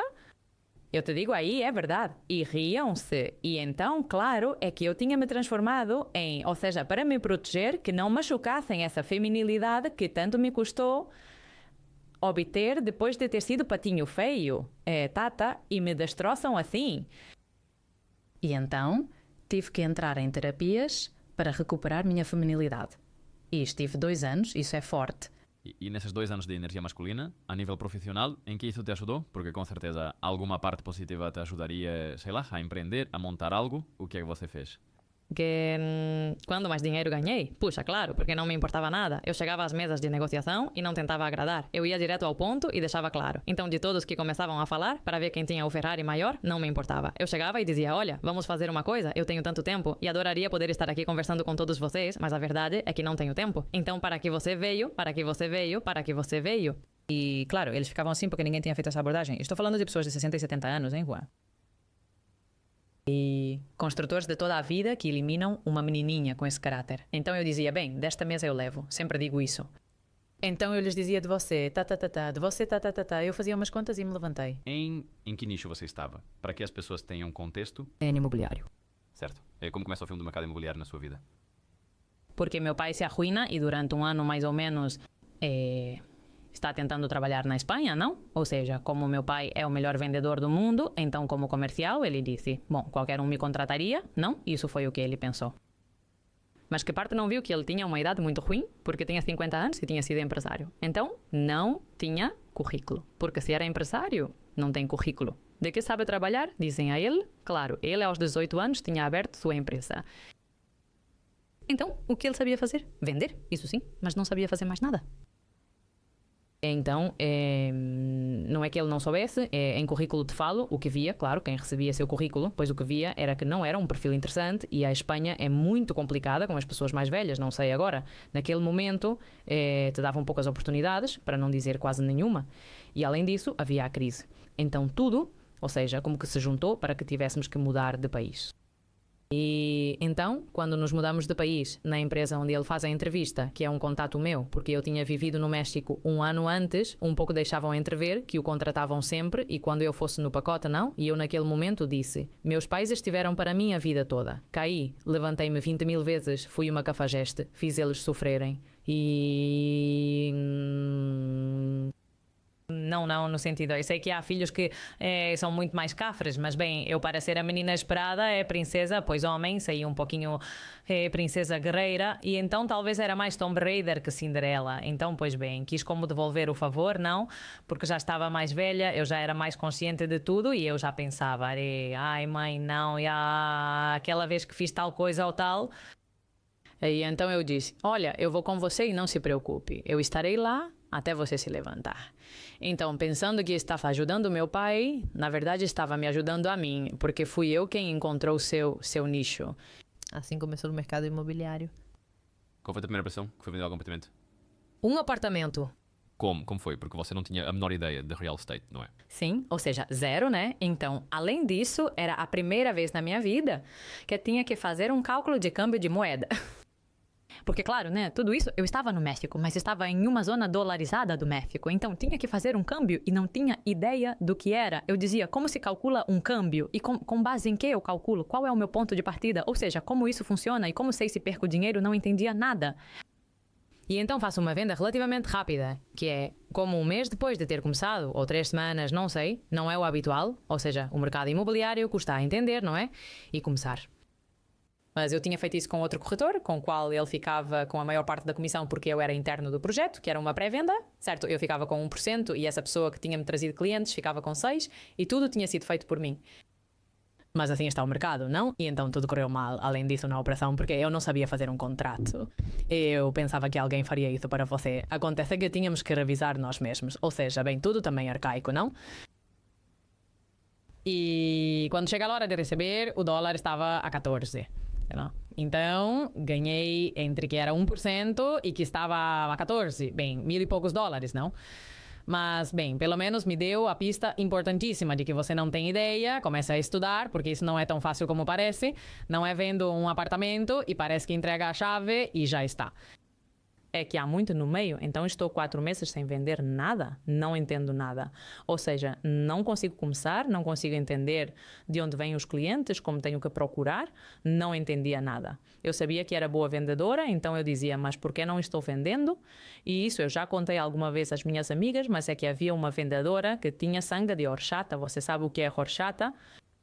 E quando chegávamos nas segundas-feiras, que revisávamos o que tinham vendido, ela dizia, com essa atividade cerebral reservo a unidade 202 do projeto. E eu dizia, eu não entendo porque, olha, eu não vendo, se sou uma pessoa simpática, se eu não tinha um dono e levava um café, sabe que verdade? Perdidos ao Rio, vou ter o detalhe, e sou uma tia que pelo menos ouve e te conto com um pouquinho mais de você, sabe? Porque eu não estou vendendo. E justo já ia jogar a toalha, ia deixar a empresa, porque já disse, meus pais precisam de ajuda e isso não está dando certo, sabe? Vou começar a fazer outra coisa. Não sabia o quê, mas ia procurar por outro lado. E justo a empresa me paga um coaching com Diego Delfos. Não para mim, para toda a empresa. Assim conheci Diego. Minha cabeça está fazendo o filme de Marta, ganha muito dinheiro e o contrata. Na verdade, quando eu conheci o Diego não era nem famoso, nem tinha nenhum canal no YouTube, nem tinha nada. Diego era conhecido boca a boca na Riviera Maya, que era onde ele vivia, e fazia muito pouco tempo que tinha saído de uma quebra financeira bastante importante que teve, não? Conto isso porque eu tenho a permissão dele e porque ele já contou. Então, este nada, eu o conheço. E então éramos 12 e a mesinha era assim, típicas mesinhas, meio ovais, para que coubéssemos todos ao redor. E então aconteceu que eu estava sentada no cantinho direito e ele se sentou aqui, sua cadeira deveria ter sido em frente, mas ele quis se sentar aqui. Então ele se senta e começa a nos dizer quais eram nossos dons, não? Ou seja, que o dom, mais bem um só, não? Então, para que você veja a importância da posturologia corporal, sem querer, como me sentia tão insegura e não estava vendendo, não estava saindo e tal, fui me encolhendo, fui indo para o cantinho, porque eu pensava, quando chegar a minha vez, ele vai me dizer que não tenho nenhum. Então, até aí estava a minha segurança. A cada um, ele dizia, você é canaí, você é construtor, você é pepito, você é gorgorito. Então, chega a minha vez e ele diz, e você? E me olha assim meio feio, digo, já vai vir. Talvez como não se cala nada, digo, é que é capaz de me dar uma resposta atravessada. Aqui fica tão tranquilo porque o mesmo que vê agora é, ou seja, essa é a realidade, esse é Diego Dreyfus, não faz nenhum papel, posso te assegurar. E então ele me diz, você tem todos. E no dia que você decidir, eles passam a mão na cara. Esses 12 comem os seus ovos. E eu fico assim. E disse, está me dizendo isso porque quer que eu me sinta bem? Não. Ou seja, como vá, quer empatizar, ou me viu que estou assim, não, tal. Então, bem, estar com ele, eu não acreditava. Obviamente o que ele me disse, fiz que não vais acreditar, mas eu sei que depois de terminarmos estas sessões, sim, vais acreditar. E continuou. Porque solta bombas e depois não te olha. Então dizes que não te dá nem tempo de responder e ele já está em outro.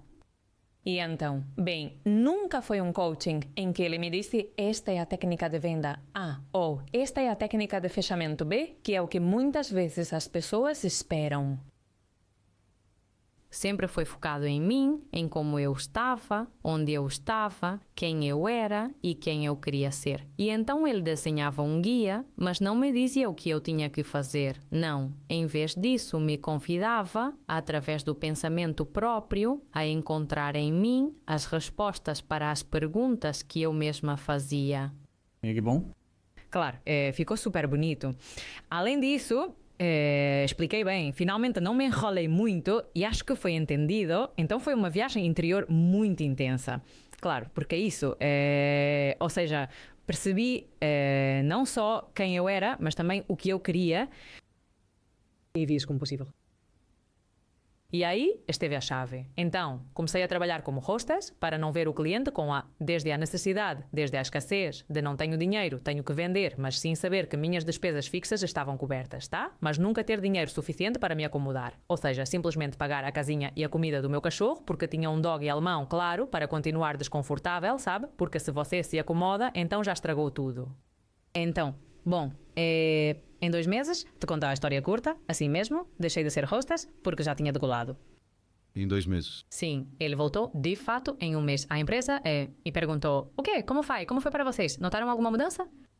E todos, eu não tinha feito consciente o que eu já tinha mudado, tá? E o resultado que eu já tinha tido. Porque não, às vezes a consciência é algo como um truque da mente para que você não perceba quem realmente é, até que realmente consiga ser, né? Então, como que naquele momento eu ainda não tinha percebido que já tinha tido resultados na empresa. Ou seja, eu já estava vendendo.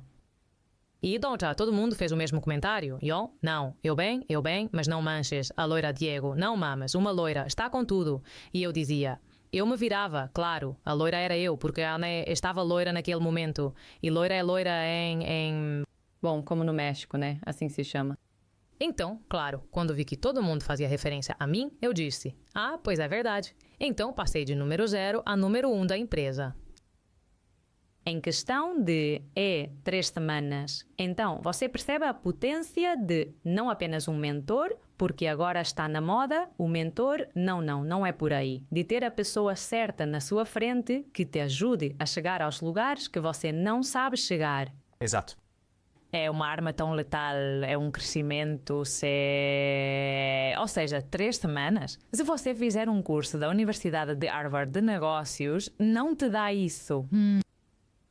Não te dá isso. Porque isso é você consigo ou contra você. Porque podem ser ambas as coisas. E eu decidi que fosse comigo. Então, todo esse convite a olhar para dentro não só funcionou para mim ali, mas adotei isso como cultura própria. Porque as pessoas me dizem, que cultura mais bonita a espanhola. Depois, cada um tem a sua própria. E nessa minha própria cultura, comecei a aprender a me questionar, porque é preciso aprender a questionar as coisas. Nem toda pergunta vale, não é? E às vezes você precisa desse tipo de conversas com pessoas mais interessantes que você, para que te ajudem a chegar aos lugares que talvez você não quis chegar, porque doeria demais chegar sozinha. E em troca daqui você encontra um lugar seguro. Falo daqui porque estamos aqui agora, né? Mas com duas pessoas com quem você se sente confortável e pode fazer terapia através de vocês, que é o que aconteceu comigo antes. Então, um pouquinho, essa foi a magia de Diego comigo. Claro, é que justo você diga isso depois da pergunta que eu vou te fazer agora. Eu, na entrevista que te fiz em Miami, houve um tema que ficou a meio e que teria adorado explorar mais, mas já estavas num ponto emocional naquele momento, então não quis aprofundar, que foi o da tua mão direita. O que ela te ensinou? E um pouco também para dar voz à trajetória dela contigo e como foi esse início e como vocês montaram juntas esse projeto, como foi isso? Porque fiquei com vontade de te perguntar mais, não? De como vocês montaram isso, como era a personalidade dela, o que ela te ensinou e também o que te ensinou a parte de que ela já não estivesse contigo. Olha, eu a conheço porque abri uma vaga para que fosse minha assistente. Certo.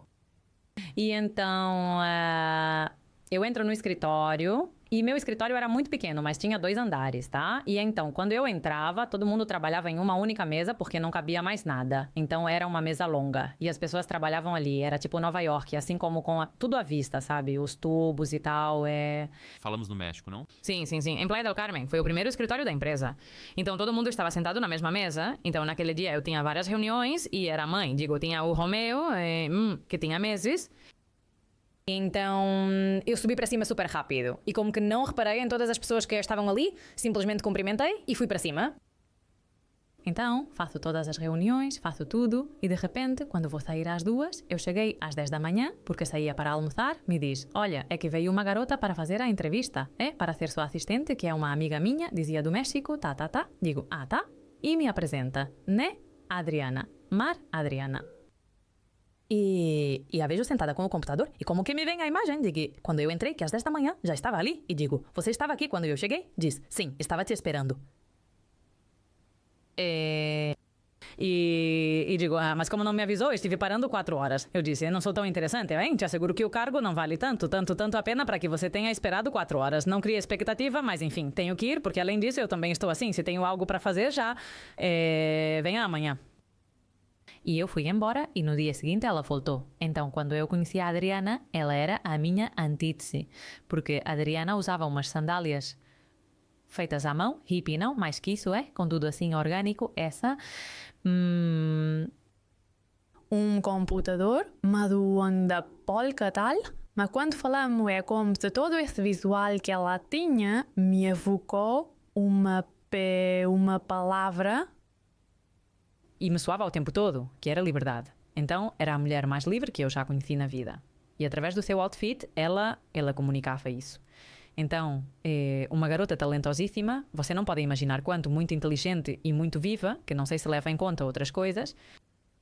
E então começa como minha assistente, mas quando começamos a trabalhar juntas, apesar de sermos polos opostos completamente, porque eu era assim como estou agora, não, talvez com este tipo de roupa, mas com outra, sabe? Eu me arranjava para estar sempre impecável e eu sempre gostei. E então, claro, nos viam chegar as 2 e era engraçado, porque você via uma toda arrumada e a outra toda desleixada, porque era mesmo desleixada, né? E, no entanto, as 2 ríamos, e não é? E as pessoas diziam, essas garotas são tão estranhas, sabe? Porque são o oposto e parece que se davam bem. E bem, no final, o resto é história, não é? Nos tornamos melhores amigas e, de verdade, eu não a promovi. Ou seja, eu não fui quem a promoveu. Vou contar desta vez, porque vou fazer isso. Eu estava em Dubai e estávamos concorrendo para conseguir um projeto. E antes tinham que ir ela e meu pai para defender a empresa e conseguir o projeto, certo? Então, fazer a apresentação, tudo. E ela, que trabalhávamos muito as 2 lado a lado, me diz, olha, não quero que você faça isso por mim, porque eu sempre dizia que não vou fazer o seu trabalho. Então, não me mande as coisas para que eu as retoque ou faça. Isso... Você é o teu assunto, por isso estás aí, não? Ela me disse, mas eu quero que me dê a tua opinião. Eu digo, sim, claro, manda-me um e-mail. Quando estou lendo, eu, Roberto Garcia, diretor de Estados Unidos, ok? E eu, Adriana Alvarado, gerente geral de Estados Unidos. Gerente geral, sou minha assistente, sabe? E eu a chamo, digo, o que está acontecendo, general? E ela começa a rir e não me deixa nem falar. Ela disse, eu mereço, sou a que veste a camisa melhor, faço melhor que ninguém, sou leal a você, tá. E seu pai e eu estamos de acordo. Então sou a nova gerente geral. Aí eu disse, mas pois a verdade é que sim, você tem razão. Ou seja, então não pude rebatê-lo, sabe? Ele disse, pois bem-vinda, general. Então ela ficou com o título de general e muita gente a chamava de general, que depois foi ascendendo mais em... Mas ficou com o título de general porque foi muito engraçado. Ou seja, a tia se autodenominou general manager porque saiu dela mesma e disse: eu mereço, esta tia não me dá uma promoção porque está preocupada fazendo negócios, então eu mesma me promovo. E a tia se deu a promoção sozinha. E então, achei muito divertida essa anedota, não? Mas trabalhar lado a lado com ela foi um sonho. Foi um sonho viver perto dela. E isso eu entendi depois que passei pelo meu luto, que, bom, imagino que ainda estou passando, não sei bem como funciona, eu acho que ninguém sabe, mas de qualquer forma, no final me vi obrigada a mudar a maneira como estava vendo essa situação e em vez de perdi. E esse lamento foi que a tive.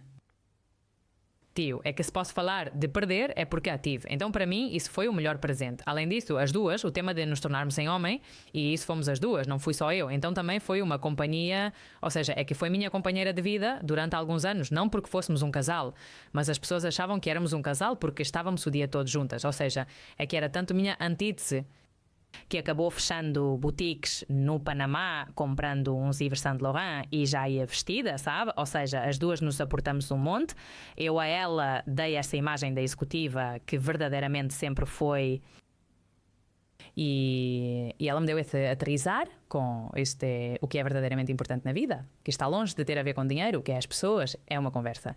Ela me ensinou a desfrutar de que era uma mulher que desfrutava de tudo, que a tinha sentada no chão, em uma rua, com uma boa conversa, e a mulher era feliz. Bem, de fato ela viajava, e foi muito engraçado porque viajava com uma sacola de plástico e a roupa dentro. O que dizes? Era tão hippie que não podia ter uma mala. Então, antes de morrer, já tinha uma mala. Então, pelo menos digo, bem, mínimo um level up, não? Que não tem nada a ver, mas pelo menos dizes, tia, não podes ser a CEO de salas e levar uma bolsa de plástico se vais ao aeroporto. É que as pessoas ficavam surpresas. Você despachou a mala e ela dizia que não. Levava 2 roupas e vamos viajar por uma semana e você pensa, veja bem, não exagere, né? Então me ensinou muitas coisas e me sinto honrada, não? É o seguinte, de tê-la tido, dói-me a alma sempre, mas é que aprendi a viver com a dor, isso não vai embora. As pessoas me dizem que não, chegou um momento em que não pensas nenhuma mentira. Penso todos os dias, mas penso de outro lugar. Eu acho que não é que você para de pensar, é que você aprende a dizer bem, claro, é que não te resta outra, ela não está aqui e eu não estou aí. E como não sei se é verdade que haja reencarnação, não sei, acho que sim, mas também, como também sou muito pragmática e muito lógica, muito numérica, pois também tenho o outro lado, a parte, sabe? Quem sabe? Mas bem... me faz bem pensar que ela me vê e que vê meus filhos nessa idade. Ter tido a menina teria-me encantado, por exemplo, mas veja, há pessoas que se vão e por isso é tão importante não brigar com as pessoas. Às vezes o ser humano é idiota e te ensinam a brigar pelo que você pensa, por exemplo, não? E me irrita muito quando as pessoas brigam por ideologia, porque eu digo... Que idiotice, cara, ou seja, que te importa se isso não define quem você é, porque você pode ter uma ideologia porque sua mãe te ensinou e nem sequer está consciente disso, nem sequer é sua.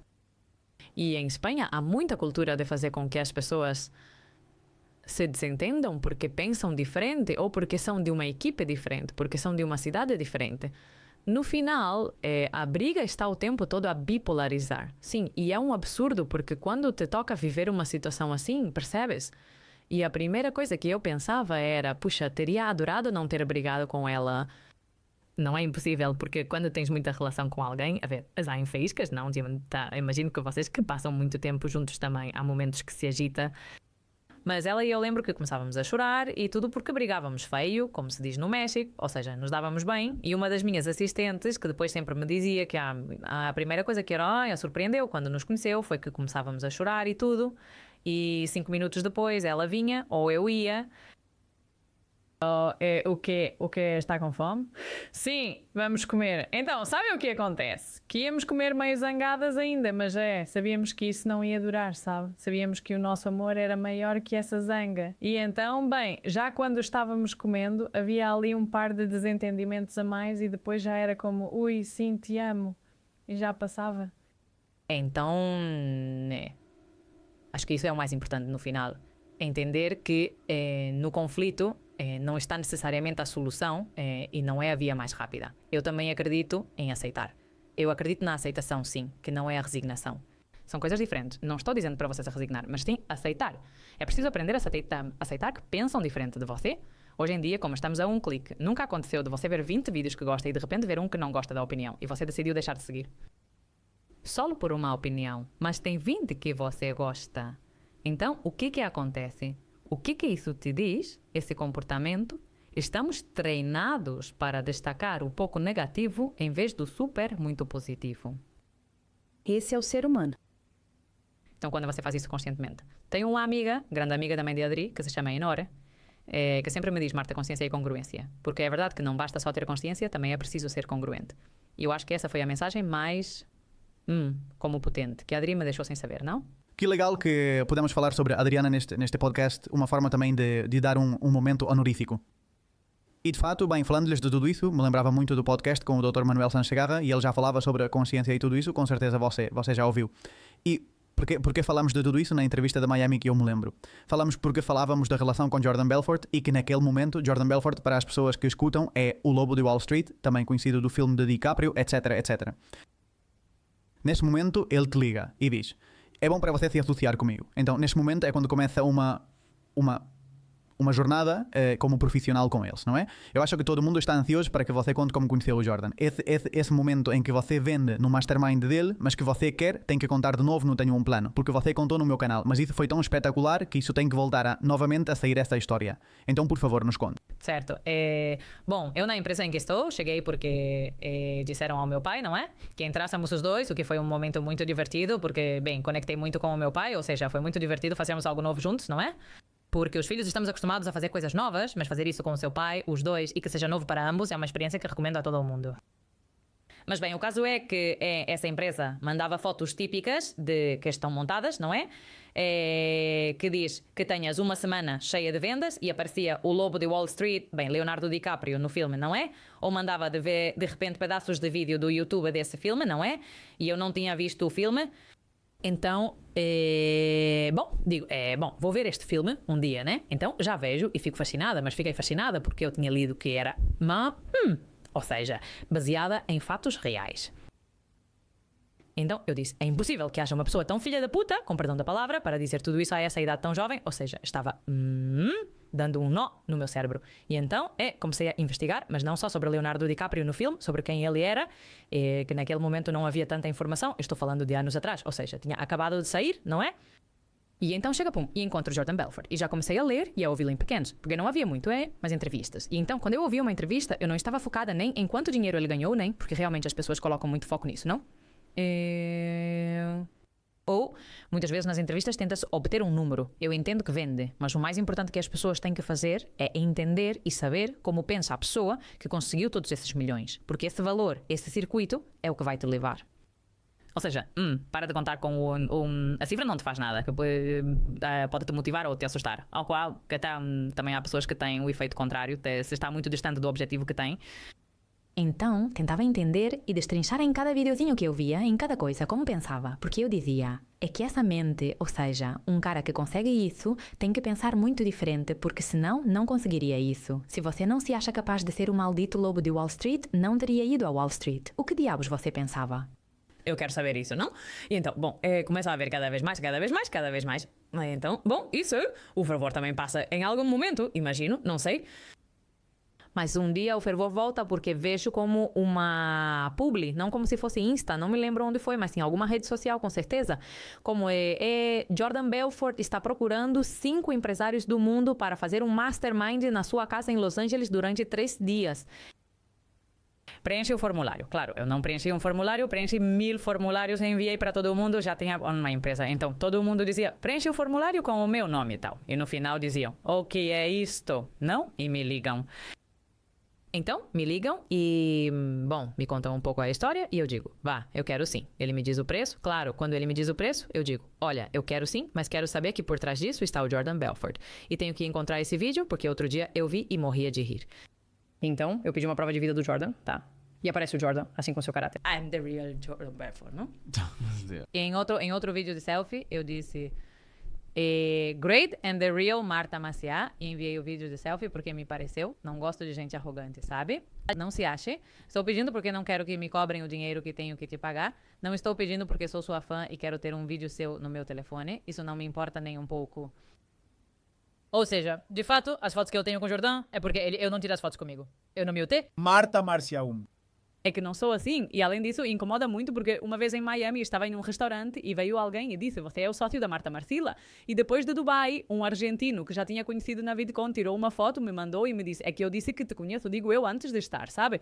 E depois me diz que fiz o filme de não sei quantos milhões, te digo eu para que você veja. Marca pessoal, trabalhe nela. O que posso te dizer? E então este nada no final. Bom, já chego aí, né? E a verdade é que assim que eu o vi, foi uma conexão imediata, mas uma conexão além do profissional. Foi como aquele, não vou te dizer pai, mas aquele tio que eu gostaria de ter tido, ou seja, como aquele familiar direto que se me tivesse pegado para me esculpir desde pequena e voltasse, não existe outra vez. Certo, mas foi assim.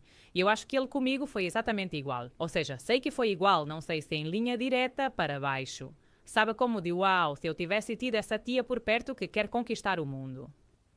Ou seja, não há limite, né? E então havia apenas 5.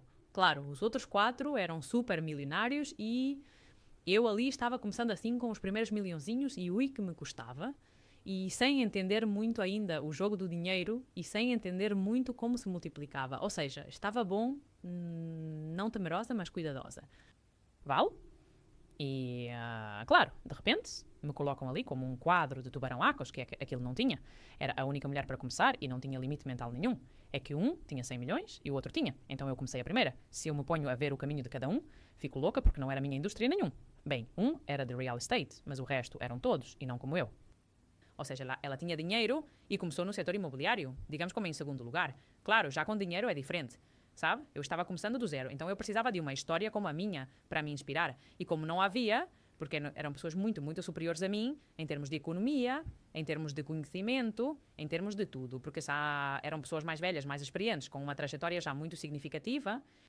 Então eu disse, vamos ver, eu tenho que tirar proveito disso e vender para eles não era o que eu queria, certo? Na verdade, quando vendi para eles, não foi porque vendi diretamente, foi uma venda completamente indireta. Eles compraram, ou seja, como a minha história, e aí se interessaram pelo produto. Não foi ao contrário. E então eu disse que a única coisa que posso fazer é tentar entender como pensam para tentar imitar esse pensamento até que me saia de forma inata, certo?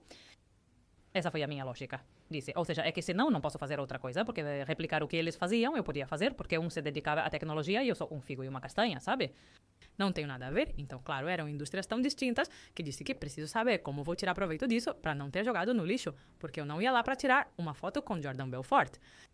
Eu ia lá para que Jordan Belfort fosse meu sócio, esse era meu objetivo. Mas é que eu tinha isso mais claro que água, mas também nunca lhe disse, então termina o mastermind e eu tenho um one-on-one com ele. E nesse one-on-one com ele, eu desenho o Tulum, isso e aquilo, e ele compra a ideia. Claro, é que eu tenho que ir então no meio quando acontece o do Adri, e aí foi quando ele me mostrou que, além de tudo, é um grande ser humano, e por isso eu cheguei onde cheguei, apesar do que o filme queira demonstrar, né? Já para vender, porque no final não se pode esquecer que as pessoas depois fazem julgamentos de valor sobre Jordan, que você diz, veja, lembre-se que é ficção científica, sabe? Também não foi tão exagerado, certo? Mas bem, o ponto foi que, isso não sei, Adriana morreu numa sexta-feira, não à noite, não? Passado tudo isso, no sábado eu tenho que ir. Tenho que reconhecer o corpo, que no final não entrei porque era a única que havia falecido. Então me disseram, como me cuidaram um pouco, me disseram, olha, não é necessário que você venha porque só está ela. E a reconheceu o amigo dela que estava com ela. Ou seja, não tem erro, sabe? Então isso eu me poupei porque já tinham aberto o carro. Ou seja, era como que não... Sabe? Mas, bem, se a mãe, ou seja, o irmão, sabe? Tudo ficou para mim ir buscar o carro e ser extorquida para me darem a caminhonete, ou seja, toma todo o gasto. Então, quando, acho que foi a mulher de Jordan que me ligou, é que não me lembro. Acho que não foi o Jordan. Eu acho que eu posto algo na internet ou alguém posta algo e ela descobre que a Adriana tinha falecido. Claro, eu a mencionei muito no Mastermind porque ela era minha mão direita e, além disso, era minha melhor amiga. E me lembro que a Adri me ligava todos os dias e me dizia, que orgulho tenho de você, de que esteja aí. Porque no final, ela e eu tínhamos visto o filme juntas, sabe? E era como, Eu sei que para você é um deal breaker, né? Estar aí e tal. E era uma amiga de verdade, porque ficava feliz, entende? Não fazia isso desde... Não sei como te explicar. De longe. Não me voltou a acontecer, tá? Isso foi no sábado ou domingo, não sei. Bom, vou resumir a história. Jordan me ligou, me disse: acabei de saber isso. Não faças nada, não tomes nenhuma decisão, não quero que te movas de onde estás. Fica onde estás. Se estás na tua casa, fica na tua casa. Vai para um hotel, faz o que quiseres, não te movas. Eu não posso ir agora porque tenho isto e isto e isto e não posso movê-lo, mas posso movê-lo tal dia e chego. Ou seja, foram 2 dias que o puto Jordan Peles depois apanhou um avião, deixei tudo o que tinha que fazer para vir. E então, quando ele veio, me sentou e me disse: vêm curvas, e muitas. E eu fiquei assim. Eu disse: bom, não, mas o trabalho é igual. Ele me disse: não, porque você não vai estar igual. E você na cabeça, isso é a alma desta empresa. Então não vai estar igual, porque você não vai estar igual. Mas eu quero estar aqui com você e eu não vou te deixar sozinha. E eu lhe disse: primeiro, eu não vou te vender a empresa. Ele disse: eu não quero comprar a empresa, mas quero te ajudar. Obviamente não vou fazer isso de graça, né? Mas não faço por isso. Quero te ajudar porque sei o que vem para você. Porque, ao que parece, ele viveu uma situação muito semelhante. Ah, claro. Tá bom? Então é um pouquinho... Eu acho que ele pode ver o futuro, né? Que é o que acontece com as pessoas mais velhas, que têm mais experiência, que quando você vai fazer algo, elas dizem: ai, não, isso já se vê. Eu acho que foi um pouco isso que aconteceu com ele. E então ele me disse, ele desenhou para mim a estratégia que íamos seguir e me disse: olha, quando o mundo desabar, eu vou estar lá e faço as reuniões por você. Ou seja, imagina as pessoas com quem eu trabalhava, que de repente estava o puto Jordan Peles, sabe? E claro, as pessoas ficavam de boca aberta. Quer dizer, eu ia a uma reunião lá em um escritório SIC de Playa del Carmen com alguém e ia com Jordan, sabe? Ao escritório. Claro, sim. E além disso, nos dávamos super bem. Então, além disso, como ele é louco como eu, porque eu também sou louca, não parece, mas tem uns pontos. Ou seja, assim, que não me importo, sabe? Que digo as coisas. Eu me lembro de uma vez que estávamos tentando falar de algo de negócio e veio uma senhora que estava nos oferecendo café, mas nos ofereceu café tipo 5 vezes entre essas, e ele disse a ela: tá, muito obrigado, porque tudo isso ele aprendeu espanhol em uma semana para conquistar a sua mulher, que essa é outra. Isso é muito impressionante. Ele não falava nada de espanhol e em uma semana aprendeu espanhol, sabe? Porque um dia, sim, porque se apaixonou pela moça e disse: eu falo espanhol nem que seja como Tarzan. E efetivamente, chegou como Tarzan. A Cris, que além disso é lindíssima.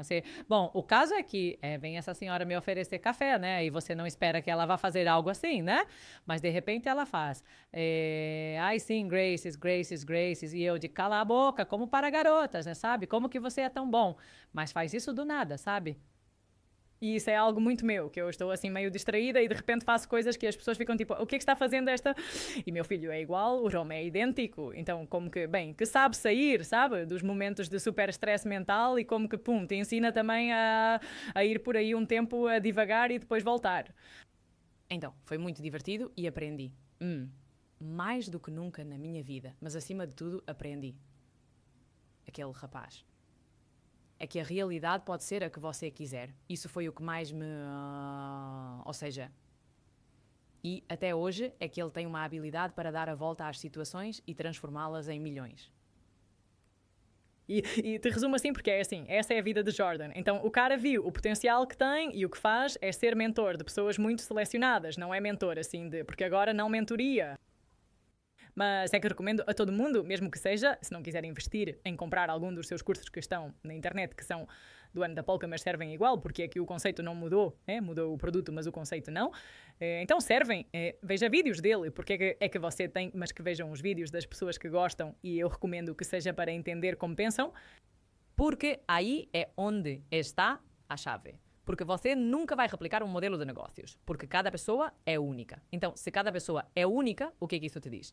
Que cada negócio que cada pessoa faz também vai ser único. Então, não tente replicar algo que alguém já fez. Sendo você, tenta aprender a como mentalmente se treinar para cada vez ter mais. Porque isso está aqui, você tem aqui, ou deixa de ter aqui, você é pobre aqui, ou é milionário aqui. Por isso, eu sempre digo que o empresário ou a empresária não se torna milionário. O empresário ou a empresária é milionário.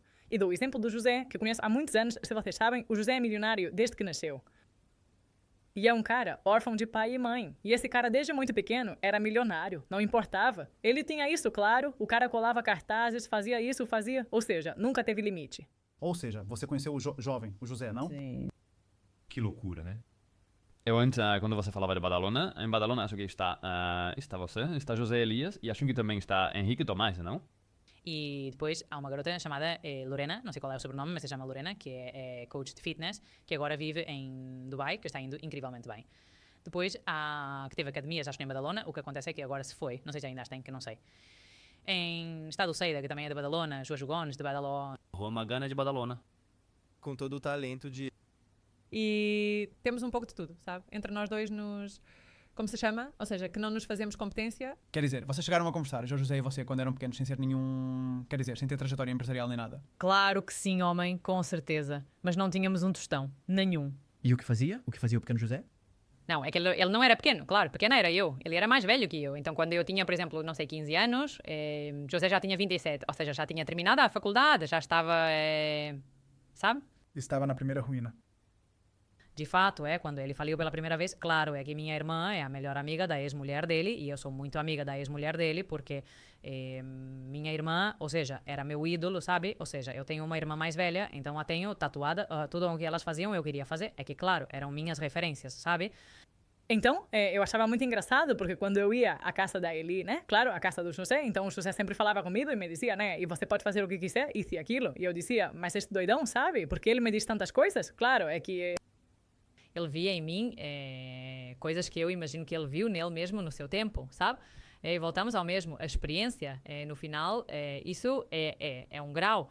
E então, bem, obviamente, agora temos uma relação muito diferente, porque, claro, já pais com os filhos, ou seja, já encontramos outro tipo de vínculo, não? E de conversas, porque já há outras coisas que te preocupam, não? E tal. Mas, no final, eu a minha admiro muito e fico muito feliz. Juro que ela esteja indo bem, que tenha decidido sair, porque na sua posição o mais fácil é não saio porque passo, sabe? Ou seja, não me faz falta. E sei que há muita gente jovem que está super motivada graças a ele. E além disso, é uma enciclopédia. Ou seja, você o escuta, José abre a boca e saem borboletas. E não pode evitá-lo. Bom, e contigo também está motivando um monte de gente, que às vezes, começando, vamos a contar. Todo mundo que está vendo este podcast pode segui-la nas redes sociais, a Marta, que, bom, já começaste, 4 vídeos já tens no momento deste episódio, e espero que sejam muitos mais. Com certeza vai ajudar muita gente. Muitas obras...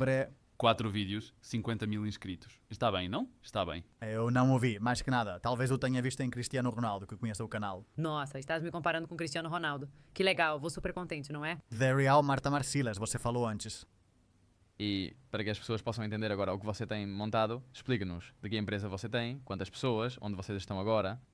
Bem, bom, aí há várias partes, não? A principal minha, pois investido Salas Real Estate, que agora não está só no México, que é onde eu comecei, que está em várias partes do México, mas também está em Miami, que saiu junto com o meu marido, que era o que arrasava em Miami antes de eu chegar.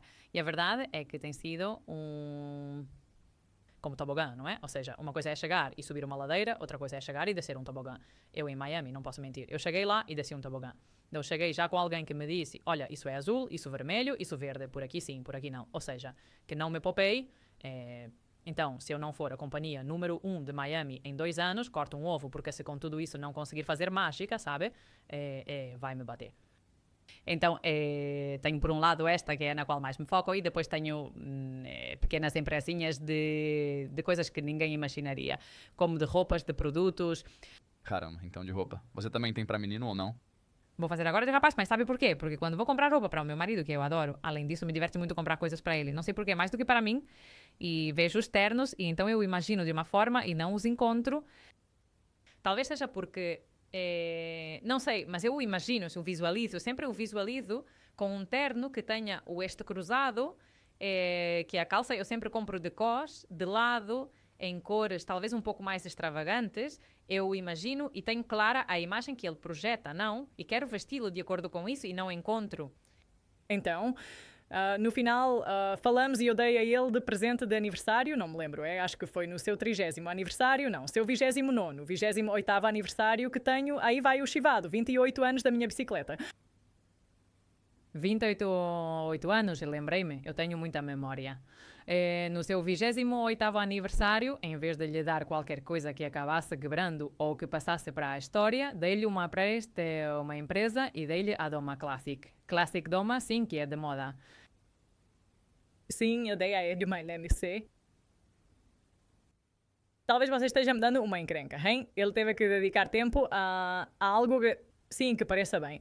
Olha, meu marido, o que você pode ter claro, talvez as pessoas o conheçam porque vocês fizeram a entrevista, mas esse senhor não tem limite, ou seja, ele não aguenta mais com a vida dele. Ele tem 22 empresas e quando eu lhe dei essa, ele quis abrir mais 2, ou seja, não lhe fiz nenhuma encrenca. Eu acho que eu ajudei. Loucura. Sim, porque é que quando você cerebralmente se move muito, ele tem uma mente que não pode parar. Além disso, há uma coisa muito engraçada que sempre conto às minhas amigas, que é que quando comecei com ele, claro, comíamos o mesmo e eu engordava e ele não engordava, e ainda por cima ele emagrecia. Isso é literal. Eu lhe perguntei, você faz exercício? Nada. E tem uns abdominais que eu digo. Eu tenho que ficar lá 3 horas por dia para dar um pouco de linha, sabe? E não comer, porque, claro, se você comer carboidratos, isso já encobre. E depois, o cara come os pratos de arroz ali com uma vaca e ontem comeu 2 bifes. Então eu disse, você entende? Chegamos ao hotel e ele me diz, é que estou com um pouquinho de dor de barriga.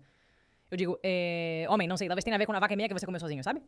Chame-me de intuitiva, hein? Mas talvez não sei. Temos algo para verificar. E então? Mas a cabeça dele vai rápido demais, não consegue parar. Mas quando te digo que não consegue parar, é que não consegue parar. Então eu digo, o que acontece é que você emagrece e engorda. Não posso acreditar. E o iPhone tem um negócio dos passos. Claro, ele tinha 16 mil passos. E eu digo, uau, que bom que estou caminhando um monte quase. Caminhar, eu caminho. Não, se estamos o dia todo juntos. Não nos separamos desde que começamos a sair. Não nos separamos. E eu olhava, eu tinha 1500 passos e dizia, porquê eu caminho tão pouco que você me leva nos braços? Não percebi ou o quê é que ligam para ele e ele sai. Na urbanização onde vivemos, que tem quadras de padel, ele percorre tudo. Sim, e caminha. E eu saio e vou olhar e digo, mas onde está? E eu ligo para ele, então ele me manda uma mensagem e digo, sim, mas onde você está? Está na outra ponta de onde eu venho? Mas rapaz... Ou seja, não é que eu tenha ficado ali falando ao telefone e me dei conta. Então, claro, ele é uma pessoa que precisa de movimento para se oxigenar. Eu tenho isso claro. E o oxigênio para ele é felicidade. Então, eu acho que dar-lhe empresas é o melhor que pode acontecer, porque pelo menos pode descarregar essa energia em algo que é muito positivo para ele e que sabe fazer muito bem, que são negócios. Então, acho que é um equilíbrio. Bom, homem, também não exagero, mas enfim, em resumo, acho que ele gostou. Bom, não sei, parece que ele gostou bastante e, além disso, adora moda. Marta, da minha parte, para terminar, justamente agora o que estávamos falando era uma pergunta que tinha pendente para você, porque falamos de não ter limites, de mais. Mas claro, às vezes desequilibra a balança do mais a ambição. Onde está o limite ou onde está o onde queremos chegar para não prejudicar também a família, para não prejudicar também o tempo com os filhos? Onde você encontrou isso? Nas prioridades. Eu coloco muitas prioridades. Porquê? E isso meu marido me ensinou. Eu isso não sabia. Por isso não tinha me saído bem antes, mas eu me lembro que ele era muito insistente em que queria estar comigo a vida toda e ele me repetia todos os dias que se casasse comigo seria para a vida toda. Eu não quero que depois você venha e nos separemos e eu não quero isso. Então, claro, eu que venho talvez de Barcelona, onde tudo é um pouco permitido, não? Que se estás casado e estás bem, perfeito, pois bem. Se estás casado e achas que isso não é o que queres, te separas e não acontece nada, não? Claro, de repente eu me deparo com isso e eu dizia, mas como você vai dizer que quer algo para toda a vida e se eu evoluir para um lugar que você não gosta, isso é eu. E ele me dizia que já se preocuparia em andar de mãos dadas comigo sempre. E eu sempre vou estar aqui, eu sempre vou te ajudar, eu sempre vou estar. Ou seja, eu tenho o compromisso na vida de ser seu marido, mas eu não quero que depois... E ele me voltou a dizer o mesmo e eu vivia em uma preocupação porque eu dizia que não queria decepcioná-lo, mas claro que pressão, não? Ou seja, então ele me disse, bom, como poderias... O que teria que acontecer para que você se separasse de mim? E eu fui clara e rápida. Que você me seja infiel. Tudo o resto. Se um dia você acordou de mau humor, se me disse algo que não sentia e tudo ainda mais podemos trabalhar. Mas se eu perder a confiança em você, isso não vou conseguir trabalhar e talvez seja pelo que contei. E eu perco a confiança em alguém, já não, mas é a nível radical. Então ele me ensinou que o amor para toda a vida, que eu pensava que era algo assim como meus pais, por exemplo, que estavam juntos há tantos anos, tinham tido a sorte de ter um parceiro que durou porque fluíram juntos, e meu marido dizia, Marta, não, certamente passaram por altos e baixos e tomaram a decisão de continuar juntos. Então, como que vi o amor de outra perspectiva, que foi o amor se trabalha, o amor se cultiva. E se eu vou me casar contigo, tenho que ter o mesmo propósito que você, porque senão não faz sentido que eu me case.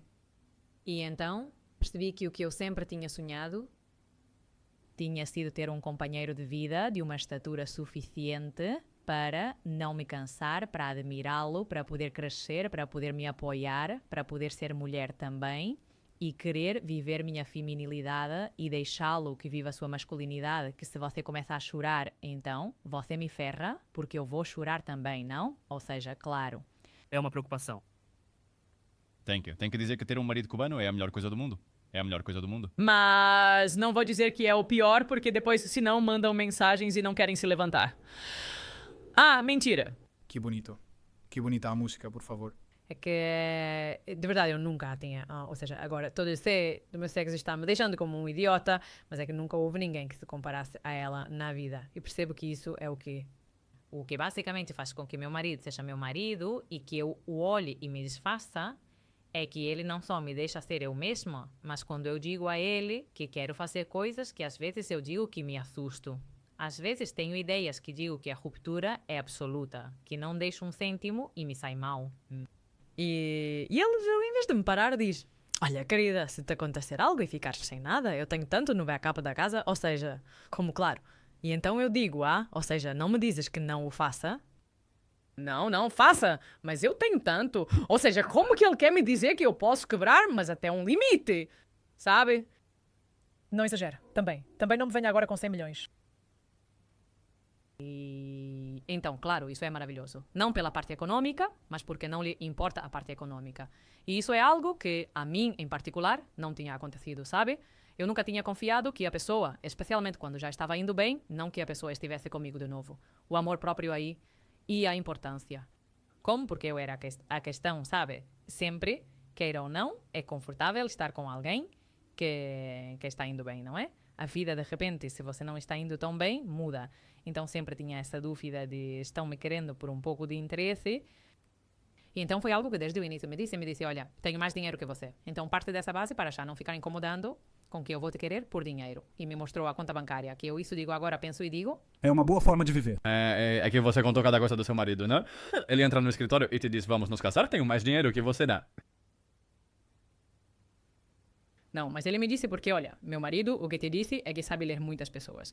Então eu acho que ele me leu, que eu não estava acreditando no que ele estava me dizendo, e então quis, como eu não sei, talvez eu esteja me equivocando, mas eu acho que agora que o conheço muito, quis como deixar claro para mim que não só não era por interesse, mas também me disse que eu posso pagar tudo para você a vida toda e eu não vou te considerar menos mulher empoderada ou menos como. Super senhorial e super prestativo. É algo que eu paguei metade da conta toda a minha vida total. Uma Coca-Cola na metade e olha, se eu comi, não sei, uma lagosta e o outro um frango que não me dissesse, mas a conta eu pago 25 porque é a Fanta e o frango você paga 100 porque é a outra. Então, claro, de repente tudo mudou, sabe? Foi um abalo para mim, para a minha pessoa. E depois é que ele é muito generoso. Mas não só comigo, ele é generoso com todo mundo. É uma pessoa generosa e eu acho que por isso atrai tanto dinheiro também. Porque ele não olha, sabe? Como a gente que diz, ui, mas eu o convidei 2 vezes e ele a mim não me convidou. Ele sempre, de fato, eu tenho que dizer a ele às vezes para se controlar um pouco, sabe? Porque é que você vai pela vida. E ele me diz, mas é que é assim, o dinheiro é redondo. E digo, é verdade, pois sim. Convidamos as pessoas a assistir também à entrevista com Danilo, se estiverem vendo esta entrevista com o Lobo de Cuba. Sim, ei, eu gosto. E por que não sou da crise exata de Cuba? Se não diria Du. Verdade, de Havana. Isso fica melhor, depois de Havana. Mas bem, Marta, tem sido um prazer me dar uma entrevista. Igual é uma maravilha. Estamos aqui em uma entrevista. Surge a magia. Você percebe, não? Puta, mas aqui houve muitas conexões. Eu estive a ponto de me emocionar várias vezes. Sim, porra. Muito obrigada. Eu me senti super confortável. Além disso, eu tinha muita vontade de estar aqui com vocês dois, porque eu conhecia o Sérgio, mas a você te observei bastante, porque eu via as perguntas que fazia e dizia, esse cara vai me fazer revelar coisas. E além disso, vocês dois nos ajudaram muito. Mas você fez 3 perguntas que me fizeram entrar ali, sabe?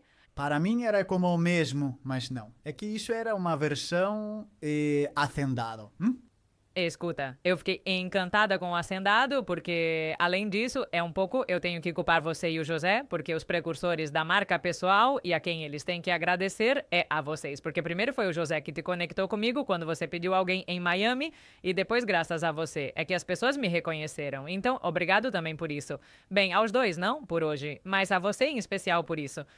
Que maravilha, pessoal. Obrigado por estarem aqui mais um dia. Espero que tenham adorado. Enviem este podcast para a pessoa que vocês acham que pode inspirar ou ajudar. Avaliem isto se gostaram. 5 estrelas na plataforma em que estão ouvindo. Inscrevam-se no canal e já não pedimos mais nada. Obrigado. Tchau.